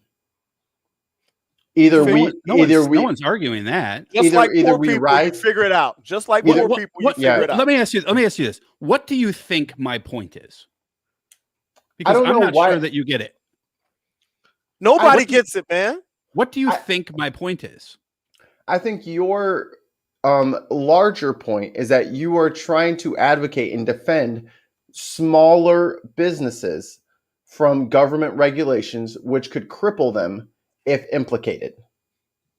More or less, that's correct. But I feel like you're missing the nature of economy, though. Correct. Because you're totally discounting the fact that people in lower class and middle class, they spend more than they save. So if they have more, they spend more, which comes right back. It's the circle of fucking life, like the Lion King. It comes right back. The elites are those who hoard. Okay, but when you look at when you look at a small business, though, look, they're already at a massive disadvantage. Even the stuff that you talked about. Due to what? Due to their management? No, not sometimes. Example, you could be the world's best plumber. That doesn't mean that you're the best plumbing business owner, right? If you're not a good business owner, that's right. So if you're not a good business owner, that happens all the time. That's not what I'm talking about. People are just shitty at running their business, and it goes under. That's what I'm saying. Yes, that completely agree with that. However, there are people who, when you look at small businesses, like and I'm no construction, right? I've been in construction for 25 years. Yeah. In one way, shape, or form, in construction and construction logistics. Okay. So the bigger the company is, the less they pay for everything. Of course, because they buy in bulk. Okay. Correct. They pay less for overhead. They pay less for the vehicles that they buy because they generally will buy them from a fleet dealer. Right. They pay less for their commodities, their steel, their wood, their nails, et cetera, because they buy more from the suppliers and distributors. So they get lower prices than the smaller guy. Right. I could give a fuck about a guy who's got not a fuck because he's still a human being, but I don't care as much about like your HVAC contractor who has 45 techs working for him and 6 salespeople. Okay. He's making plenty of fucking money. He can afford to pay $30 an hour for all I give a fuck. Right. The small guy, though, is he's competing for the same customers, bidding on the same jobs, doesn't have the same insurance, doesn't have the same amount of manpower, doesn't buy materials for the same amount of money, and now has to, in order for him to grow, he has to be able to hire on more people. But he's already buying every single other thing there is out there at a higher cost. But if he's where growing, do we help this person? But if he's growing, like if he's in a position to grow, hold on. Can I finish? Prerequisite. This is a successful business being run well, and he's growing. Because if he's growing, but it's shitty, it's going to fall anyway. So that means there is demand that he can't supply, because he needs more people. So if there is a demand for him to grow, hiring more people at a fair wage is going to help him to that end. And he's going to make more than he's paying those people. Yeah. He's not going to make as much as the guy with 6 salesmen and the guy. You can't compare yourself to them, and it doesn't, because they're not competing for the same jobs either. Because that big conglomerate is competing for these huge you don't jobs. know what you're talking about right now. Yes, they are. A small group with 5 guys or 10 guys is competing for the same job. 95% of the same jobs are being bid on by the same people. Yes, it doesn't matter. But there might be companies that say, "Oh, we don't fuck around with residential, or we don't fuck around with commercial." That dynamic exists. However. There are, however, like there's most of these companies, and I'm again specifically talking about what I know about, and that is construction. Right. Okay. You can bring up other trades. No, Jason doesn't know about Let's that. talk construction. Right. Okay. Right. So I've done a little construction. So when you have a school that's bidding on a job, or that's bidding out a job, I should say, you know, and schools are very difficult for smaller companies to bid in the first place because of the fact that they pay Davis-Bacon wages, right? So Davis-Bacon wages are they vary, but they're high, right? And they're good. They're good. Most of these guys like to get those jobs because they know that the money is guaranteed. Right. But the money is not guaranteed when it's not a government job. It's not. If I could name you 50 jobs where the companies that I worked for never got paid a dime because the GC went bankrupt, or the person running the job that's building the office building or whatever, you know, they had something happen, their wife divorced them, or they died, or they had a million different things could happen. So and those are external factors. The project funding goes away. Right. Yeah, right. But then what happens is that contractor that I'm talking about, he did all this work, he paid all those people, never made a dime off of it. Okay, but that isn't a function of him paying the wage. That is a function outside of that. That is a function. You're right. And I'm not drawing it particularly to the wage here. What I'm saying is that people don't understand what these business owners are up against when it comes to having the deck completely stacked against them. I'm not talking about some handyman who goes out and paints, you know, and only works for homeowners and stuff like that, you know, and it's a chuck in a truck mentality. I'm talking about guys who are, you know, bidding legit jobs, but all these companies bid the same jobs. There's almost no air conditioning company in Bakersfield that isn't going to bid on a state job. The guy who with 3 employees, the guy with 33, they're all bidding that job. But if the job is this big government job, then what's he going to do? Run 24-hour shift with 3 guys to complete the job? Well, no, he would bid, he could bid on a stage of the job or a piece of it or something like that. So, you know, like he might say I can take on XYZ of that scope. Okay. Because you'll have a job scope for every single project that's out there. And I'll run the wiring, and then they do. Yeah, he might bid on that's exactly right. Yeah, he might only bid on the wiring. That's a perfect example. So what happens? Right? So what happens to this? What happens to these people, these guys that are bidding for these pieces of the job? Do the people that are looking for the workers or the company, do they say, oh, well, we want someone to do everything, so we're not going to hire you to do a piece? Is that what happens? So can you repeat that? The person bidding for the job with 3 guys, right? Yeah. And he wants to do the wiring, right? But there's all this other stuff that needs to be done for the job.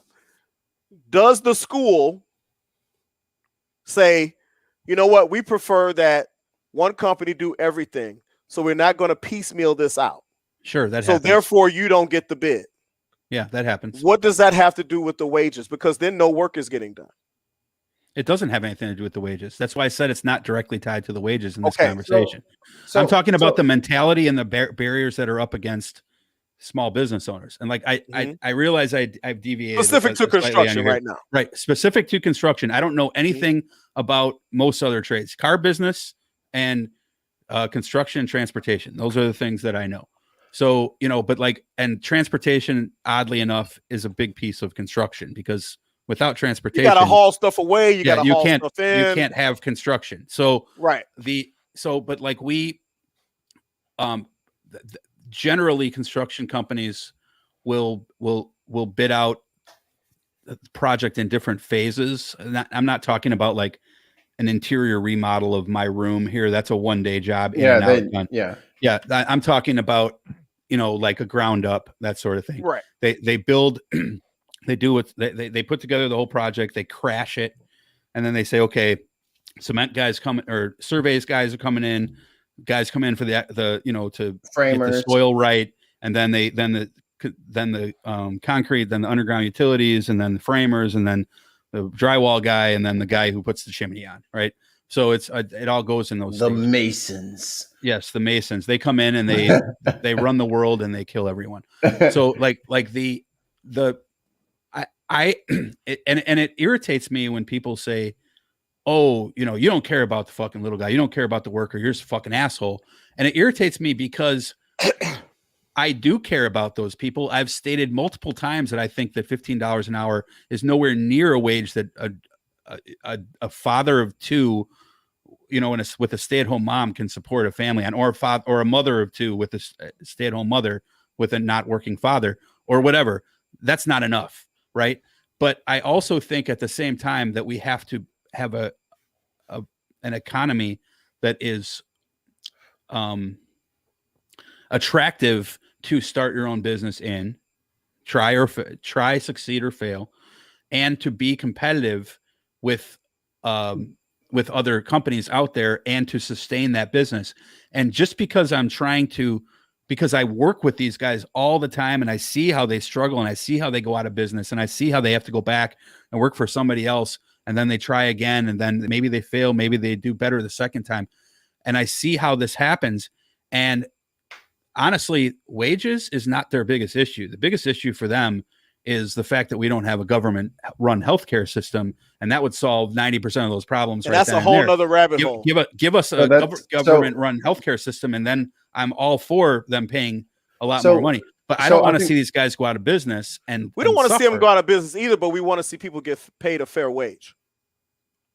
And I think all of this is just part of the reason why unfettered capitalism doesn't work. Is because again, we agree, but that's because the system we're in. Because it doesn't have to be that. Because when you try your hardest and you try your damnedest and you try your best, there are all of these bigger fish with more money than you that are always going to shit on you and always going to gobble you up and make sure that you don't get any work and you can't do what you love to do. What is your passion to do? That's the system that we're in currently. It doesn't have to be this way. Right. So when it comes to these, a couple of candidates from the past have talked about all these tech companies who are gobbling up all of our data and selling it and making billions of dollars off of it. Well, you're going to have to start paying the people some of that so that we can get that cycle rolling, so we can get money in people's pockets now, so that people can go out and go hire the plumber, or they can go hire the personal trainer or hire the producer. They can do these things now because now they can afford them. So this is a multi-pronged thing that you're saying. But it can't only be, but I have to protect small business at all costs. People have to be protected at all costs. And we have to open up the avenues so that small businesses are easier to open, easier to maintain, and not so detrimental for when they fail. But if we continue with the same way that we're going and we're resistant to the change that is currently that we're currently undertaking, all that happens is the big fish just eats more and more sardines. And I think that also small businesses, the good ones, they find a way to adapt to what's going on. You adapt to every other thing. You adapt to the ebb and flow of materials costs. You adapt to the ebb and flow of what overhead might be. Utilities and things like that, rents, because rent goes up. They don't always adapt, but the thing is, the good ones adapt and they figure it out and they continue on, and there are lean times where you say, oh shit, I'm paying, these three people $15 an hour, these three people $17 an hour, and now my profit margin has gone from 5 to 3%. What am I going to do? Well, guess what? Your profit margin went down, so you eat a little less out, just like everybody else does. You know what I mean? And I think that just because you own a small business doesn't mean it's a right to have that small business at all costs.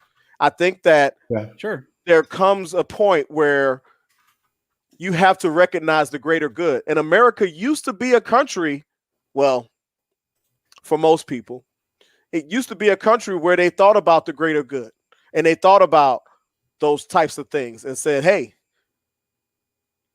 we're the United States. And you used to be able to send your kids to college on a minimum wage job. You used to buy a house, buy a car, white picket fence, 2 kids on a minimum wage job. But then what did we do? We let corporations start putting money in politics, and then it all went to shit.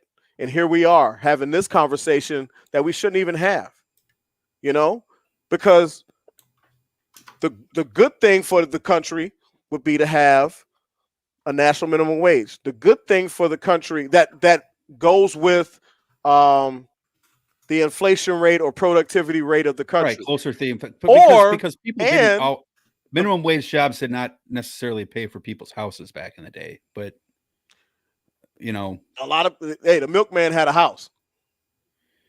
Yeah, okay, but the thing is too is this: he owned that business generally.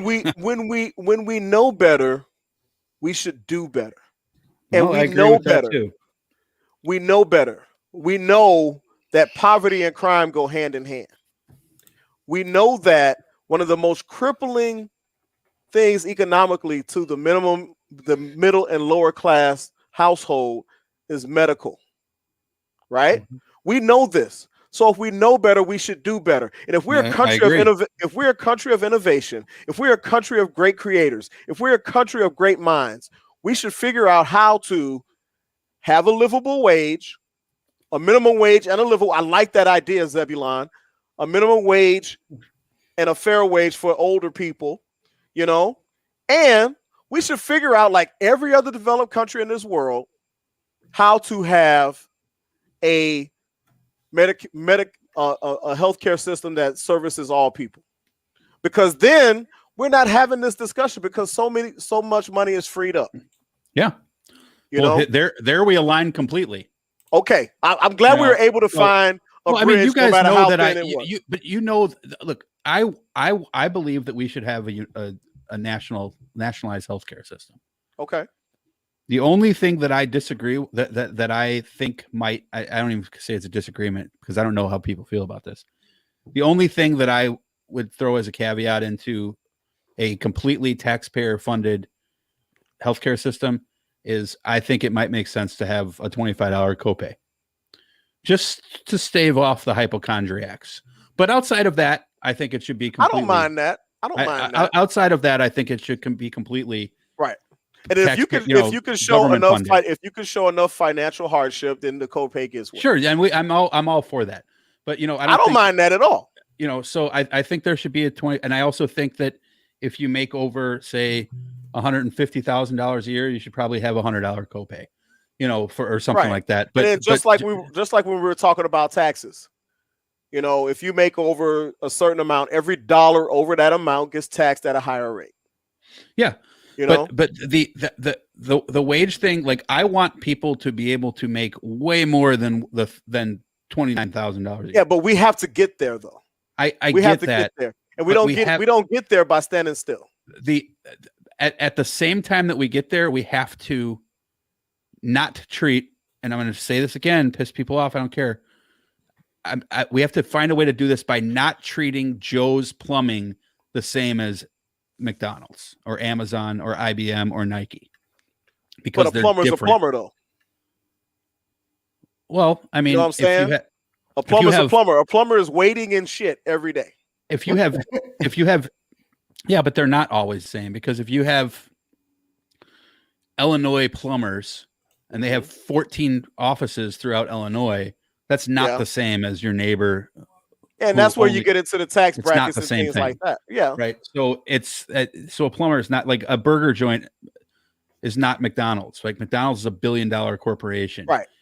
Mikey's down the street, which got really good hot dogs, by the way.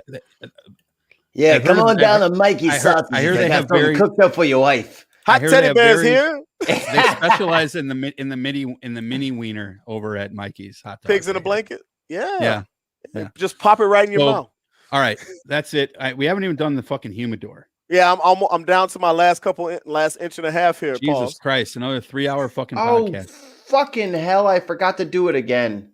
You ass. Fuck. Hold on, I can pull it up. Hold on, I got it. It's right. All right. So Dutch, how do you feel about the Cubs and the Sox both being near the top of their standings? Cubs, fool's gold. You think so? Yeah, it's not a good team. You don't think? Why? Why? Because they're not a good team. What makes them not? Is their pitching bad? Is everything bad? What's bad? Smoke and mirrors. Bryant's been playing fantastically, which in a moment he'll flash back down to the ground. Yeah, I'm not. I don't believe that the Cubs will sustain any of this. Okay, and you know something. This is what's the Sox, weird. On the other hand, and I hate saying this, are a very good team. And what I've seen, and I've only seen a few games, they look very good. And I say that as a Cubs fan. Right. You know, and I appreciate that. Salute to the Cubs. The Cubs need, if the Cubs got two really good pitch, and plus the Cubs have nothing in the farm system. So I'm very disappointed. I'm not even that deep in the Sox where I can talk to the well, farms. most Sox fans aren't. They don't even know who plays for the team. So I know Tim Anderson and that fat dude that came from the minor leagues at age 30 something that's hitting home runs all over the place. Mercedes. I'm from St. Louis. We have enough banners. We just let you guys argue over this little petty. All right. Let's go to the humidor. I was just. How's your basketball team doing? The Atlanta Hawks were great. See, how's your football team doing down there? Great in LA. Welcome to the humidor with Big Haas. Find out what Haas is puffing and drinking tonight. If you try his suggestion and you die, that is natural selection. And the DOA podcast is not responsible for you being weak fucking sauce. So now, the one, the only, Big Haas.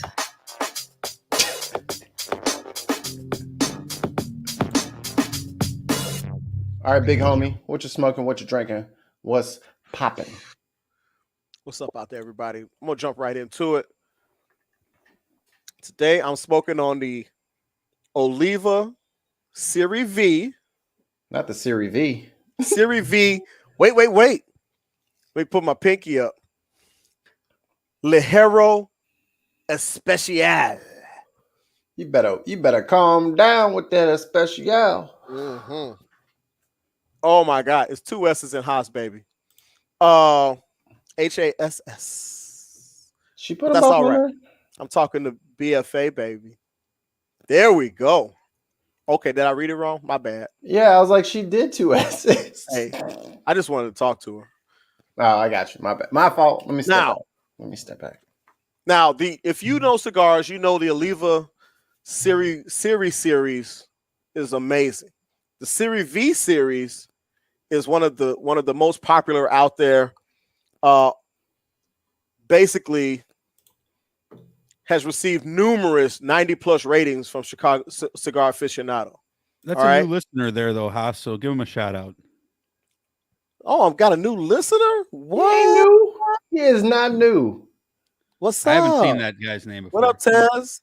How you feeling, man? Is that someone you know, Mike? That's Cortez. That's Cortez?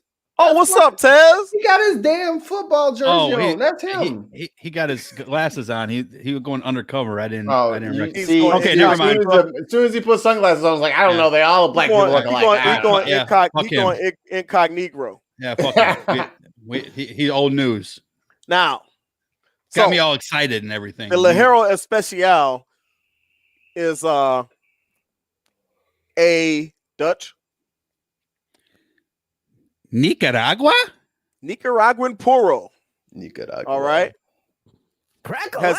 It has a Habano sun-grown wrapper that is a little glistening.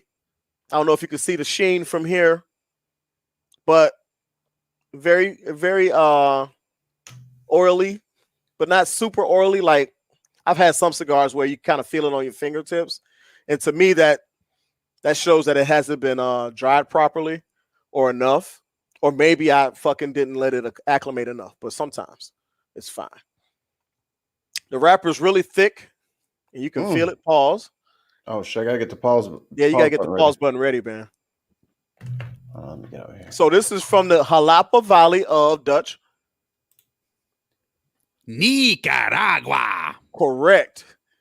Now, the Serie V, of course, I did my signature V cut with my deep V cutter. It's a full-body, full-flavor cigar, all right? lots of coffee, lots of spice, and a little bit of dark chocolate on it. And I'm going to talk about that a little bit more later. Okay. So Calm down. This cigar, the Series V, has received a 95-point rating from Cigar Aficionado, and it was a number 3 cigar in 2017. All right.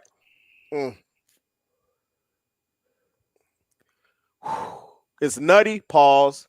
It's got a woody essence to it. You're gonna love my nuts. It's a little bit sweet.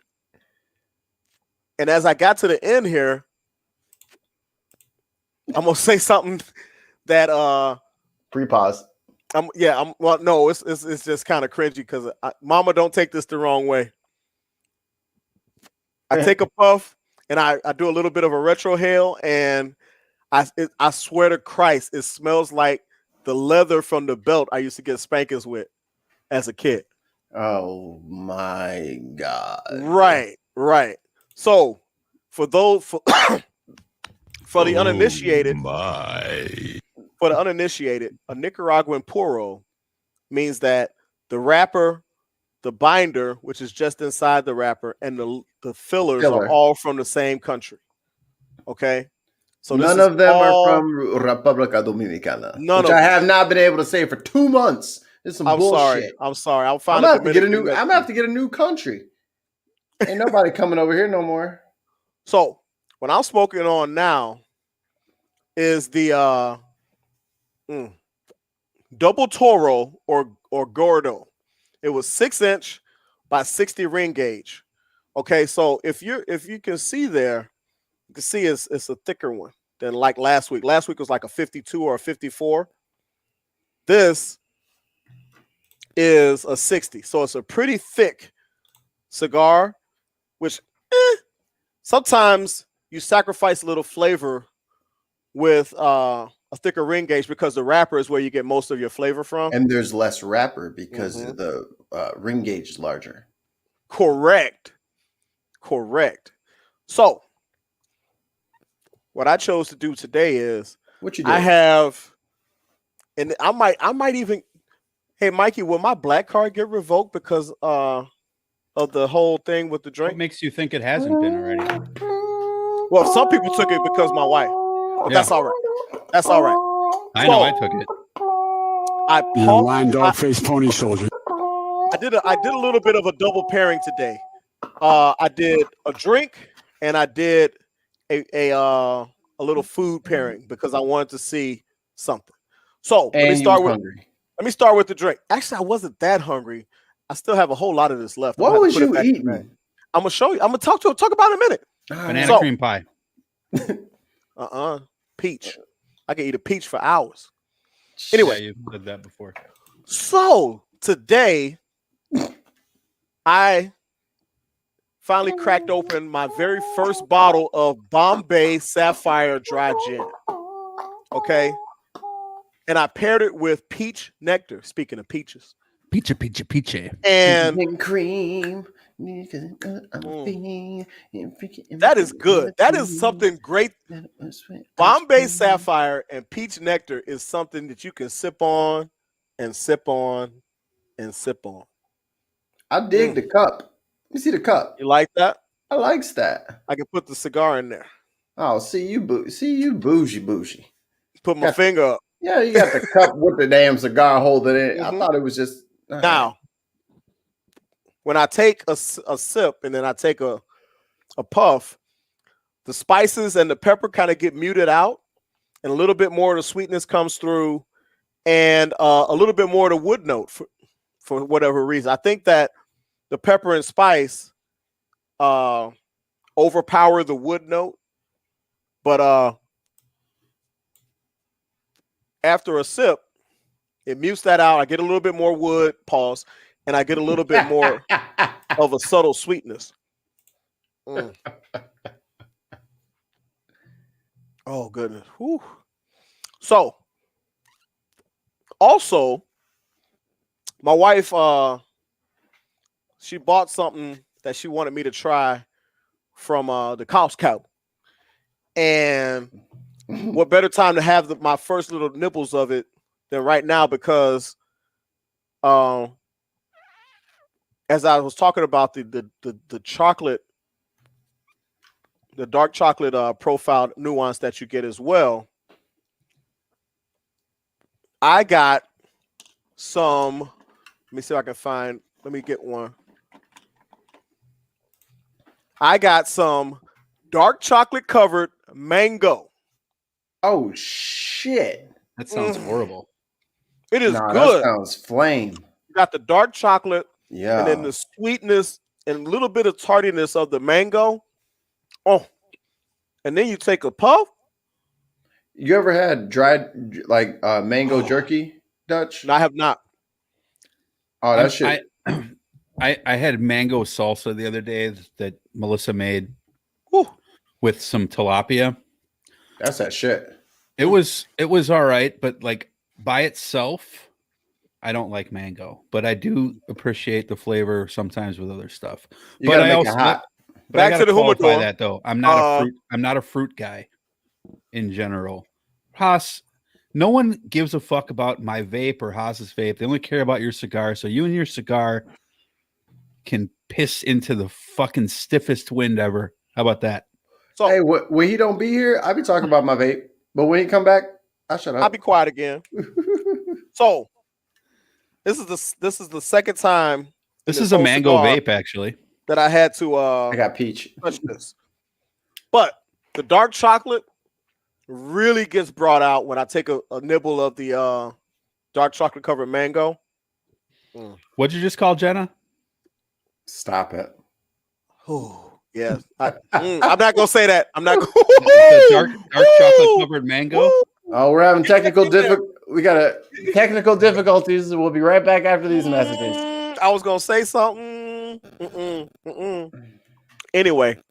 The misogynist was about to come roaring out. Yeah.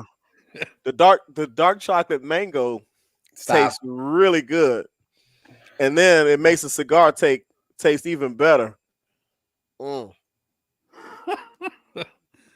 Nice smoke, nice construction.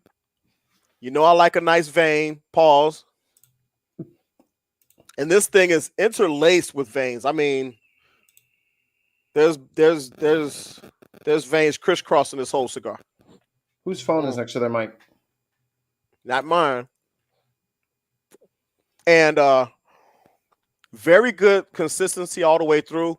Very good burn line. Like I said before, I only had to touch it a couple times. You know?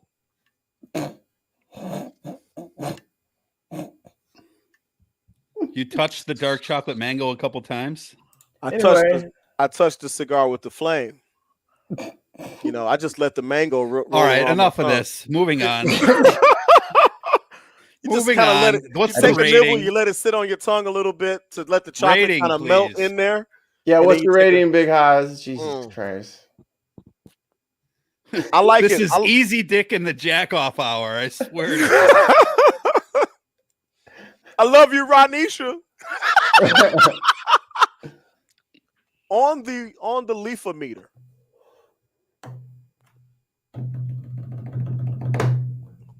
$4.85. Whoa, that's high. If I had the means, I'd buy a box, but these are expensive. That's as high as Matthew McConaughey and I forgot the name of the movie now. These are expensive. All right. If I want a box of 24, what was the name of the movie I'm thinking of? Where he goes, high school girls stay the same age. Oh, you're talking about Dazed and Confused, baby. Dazed and Confused, right? Dazed and Confused. I was going to say Interstellar. Yeah, no. That's the one. You are looking at about $250 or so for a box of 24. So that's about $11 a stick. Of course! Have you lost your damn mind? Habitually. He's a habitual line stepper. So I will tell you this. No, Russ, it's Interstellar, not Dazed. If I can find a pack of 5 of these online, I'll probably scoop them. But what I may do is ask family to get me to put in for a box. You know what I mean? When your birthday? Dutch will get it for you. July 16th. Yeah, start saving, Dutch. but great cigar. Passed. I didn't get shit. Well, you definitely want to eat something. Some of the finest Californian dark chocolate mango would be great. You know? Oh, thanks, McDog. I use my talents elsewhere. Don't believe it. What is happening? Oh, God. But it's good with the Bombay Sapphire, which is good. He wants to know what the cigar is again. He tuned in late. Oh, he tuned in late. Oh, I am smoking on the Oliva Serie V Ligero Especial. That's a Nicaraguan puro. Okay. On the station that slaps you across your fat ass with a fat dick. Also, it's a double Toro McDog. That's a 6x60, but it comes in Churchill, Robusto, regular Toro. Comes in a lot of different Vitolas. No, it's Dutch. Tell them where it's from. It's from Nicaragua. That's right. So 4.85. If I had the means, if I get a couple more clients, I'll reward myself with a box. Okay, so if you need online training, or you're in Illinois, you know, come through the Terra Dome and get you fitness. I'm still waiting on Mikey. I'm still waiting on you. I'm still scared, but I'm my fitness consigliere. I'm trying to get back to just fitness before I come through and let's barter. Let me help you get more physically fit. I just want to get back. I can support my cigar habit. I'm completely out of shape. Can I just pay you the money and not go? No. I'll do that. Can I just?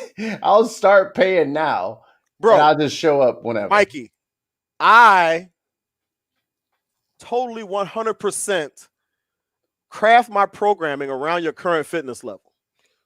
So if you are a body weight only push up, get on the elliptical kind of guy, I got a program for you. Wait, what's wrong with the elliptical? No. Nothing's wrong with the elliptical. I love the elliptical. Okay. The elliptical is great, especially when I got on my elliptical in my garage. I got a MMA program that is a beast. Oh no. I got you, BFA. If you need training, I got you. No, I can't have her up here. She's too close to my fiance. I don't need no problems. We'll do it virtually. Oh, yeah. We'll do it virtually. Okay? But great cigar, great consistency. You see, I'm right at I can feel the heat on my fingertips right now, but I don't want to stop smoking it. I may have to get one of my matches and make a rudimentary cigar stick. But there you go. Yeah. It's the bomb. It's the bomb. Beat up Cortez first. No. Beat him up. No. Because I think what's going on. You come on Tuesday, Thursday, and Saturday, and Cortez can come Monday, Wednesday, and Friday. I got plans Tuesdays, Thursdays, and then Sundays we can all meet up at the Humidor at the cigar lounge. You don't know what he's doing, but he's got something going on them days. I literally have Tuesdays, me and Tez can talk about these cigars. Oh, I didn't mean to close that. All right, so 4.85. 4.85. Get yourself some dark chocolate covered mangoes from Costco. I prefer the Californian ones, but all right, this is getting out of hand. The massage in the ear is off the chains. Hey, for what it's worth, though, she's giving it right back. She is. Anyway, she's a powerful woman. Mikey, what you got for us? So I'm here to ask for all your money, all of it. If you want to support this small business so that we can finally start getting $15 an hour, because Dutch has been withholding all the funds because he is an Amazon-like miser. He's the Jeff Bezos. He's the Jeff Bezos of podcasting. I am Scrooge McDuck. Yes, he dives into a big pile of money. No, it's about $8. He doesn't. He mostly in a Dixie cup. It's in pennies. He mostly hits the ground. There's not a lot of coins to catch his fall. But thank you to all of our current patrons, and your names are this: Tons of Mice, thank you. Jenna Miu, Blake, Bill, the Herfcast, Paul, and that is it right now. So if you guys want to help support the show and keep this independent little engine that could a rolling, go to patreon.com/Dig on America podcast and give us your pledges. And once we hit that $100 pledge, we're going to take a third of that and donate it to a list of charities that we have already pre-selected. But we're just waiting to hit that goal, so it's really up to y'all whether or not we can do this. No, we actually got. I should announce. We actually got. My brother-in-law Patreoned us without Patreoning us. He sent us. He said he gave you the money. Yeah, he said he's going to sign up for $5 a month, but he sent it all in one payment and then canceled his Patreon. So technically, because he didn't want to do it monthly. So, we appreciate you. Yeah, I don't know what the problem is with the monthly, but we got all the money. It's in the bank account, and it's going to go towards the graphic design. So nice, which is in our background, by the way. So that was 50 or $60 right there. Beautiful. So thank you. So thank you guys for supporting us, and free ways to support the show. Make sure you check out the audio version for sure. Download, stream, share with your friends, and also subscribe. And also make sure you guys leave us a profanity-free, awesome rating on iTunes. That really helps us get in front of other podcasts, so we're more easily seen, and it gets us in front of new eyes. And maybe they'll give money, and you won't have to. And let me announce something. Uh-oh. If I could. Oh no. So we're getting the shirts made.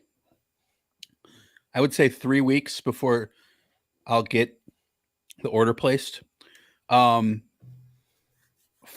all of the people in the chat tonight, every single person who commented on the show tonight, up until this point, I will be sending every single person a Dig on America t-shirt. Yeah. And Jenna, because she is signed up at the Patreon level where she gets it anyway, will get a mug and something else in addition to the t-shirt. So a cigar holder. Uh-huh. So I am going to make cigar. note of everybody who's got it. On McDog, whoever you are, you need to send me your info because I don't know who you are. But you're included. So I will send every single person. Let Mikey know what size you want and what color t-shirt that you want. You will all be getting a t-shirt. They all getting the same color. They all getting the same size. Fuck all that. Right. Yeah, it's a medium. Get a black medium. Yeah, a black medium. Yep. The tank previously used. Jenna, yours will be cut off. To rein you in. Get us out of here. Dutch, take us home. I will sign it. If Dutch sends it to me first, I'll sign it. Yeah, so send Mikey your size and your color preference. It could be gray, white, red, blue, black, whatever you want for the t-shirt. And I would say in about 3 weeks, I will get those out to you guys. So probably about a month before you get them. But there you go. All righty. Mm-hmm. All right. Love you guys. Later. Yep. I got to get out of here. Let me find the button. And we're out. Bye.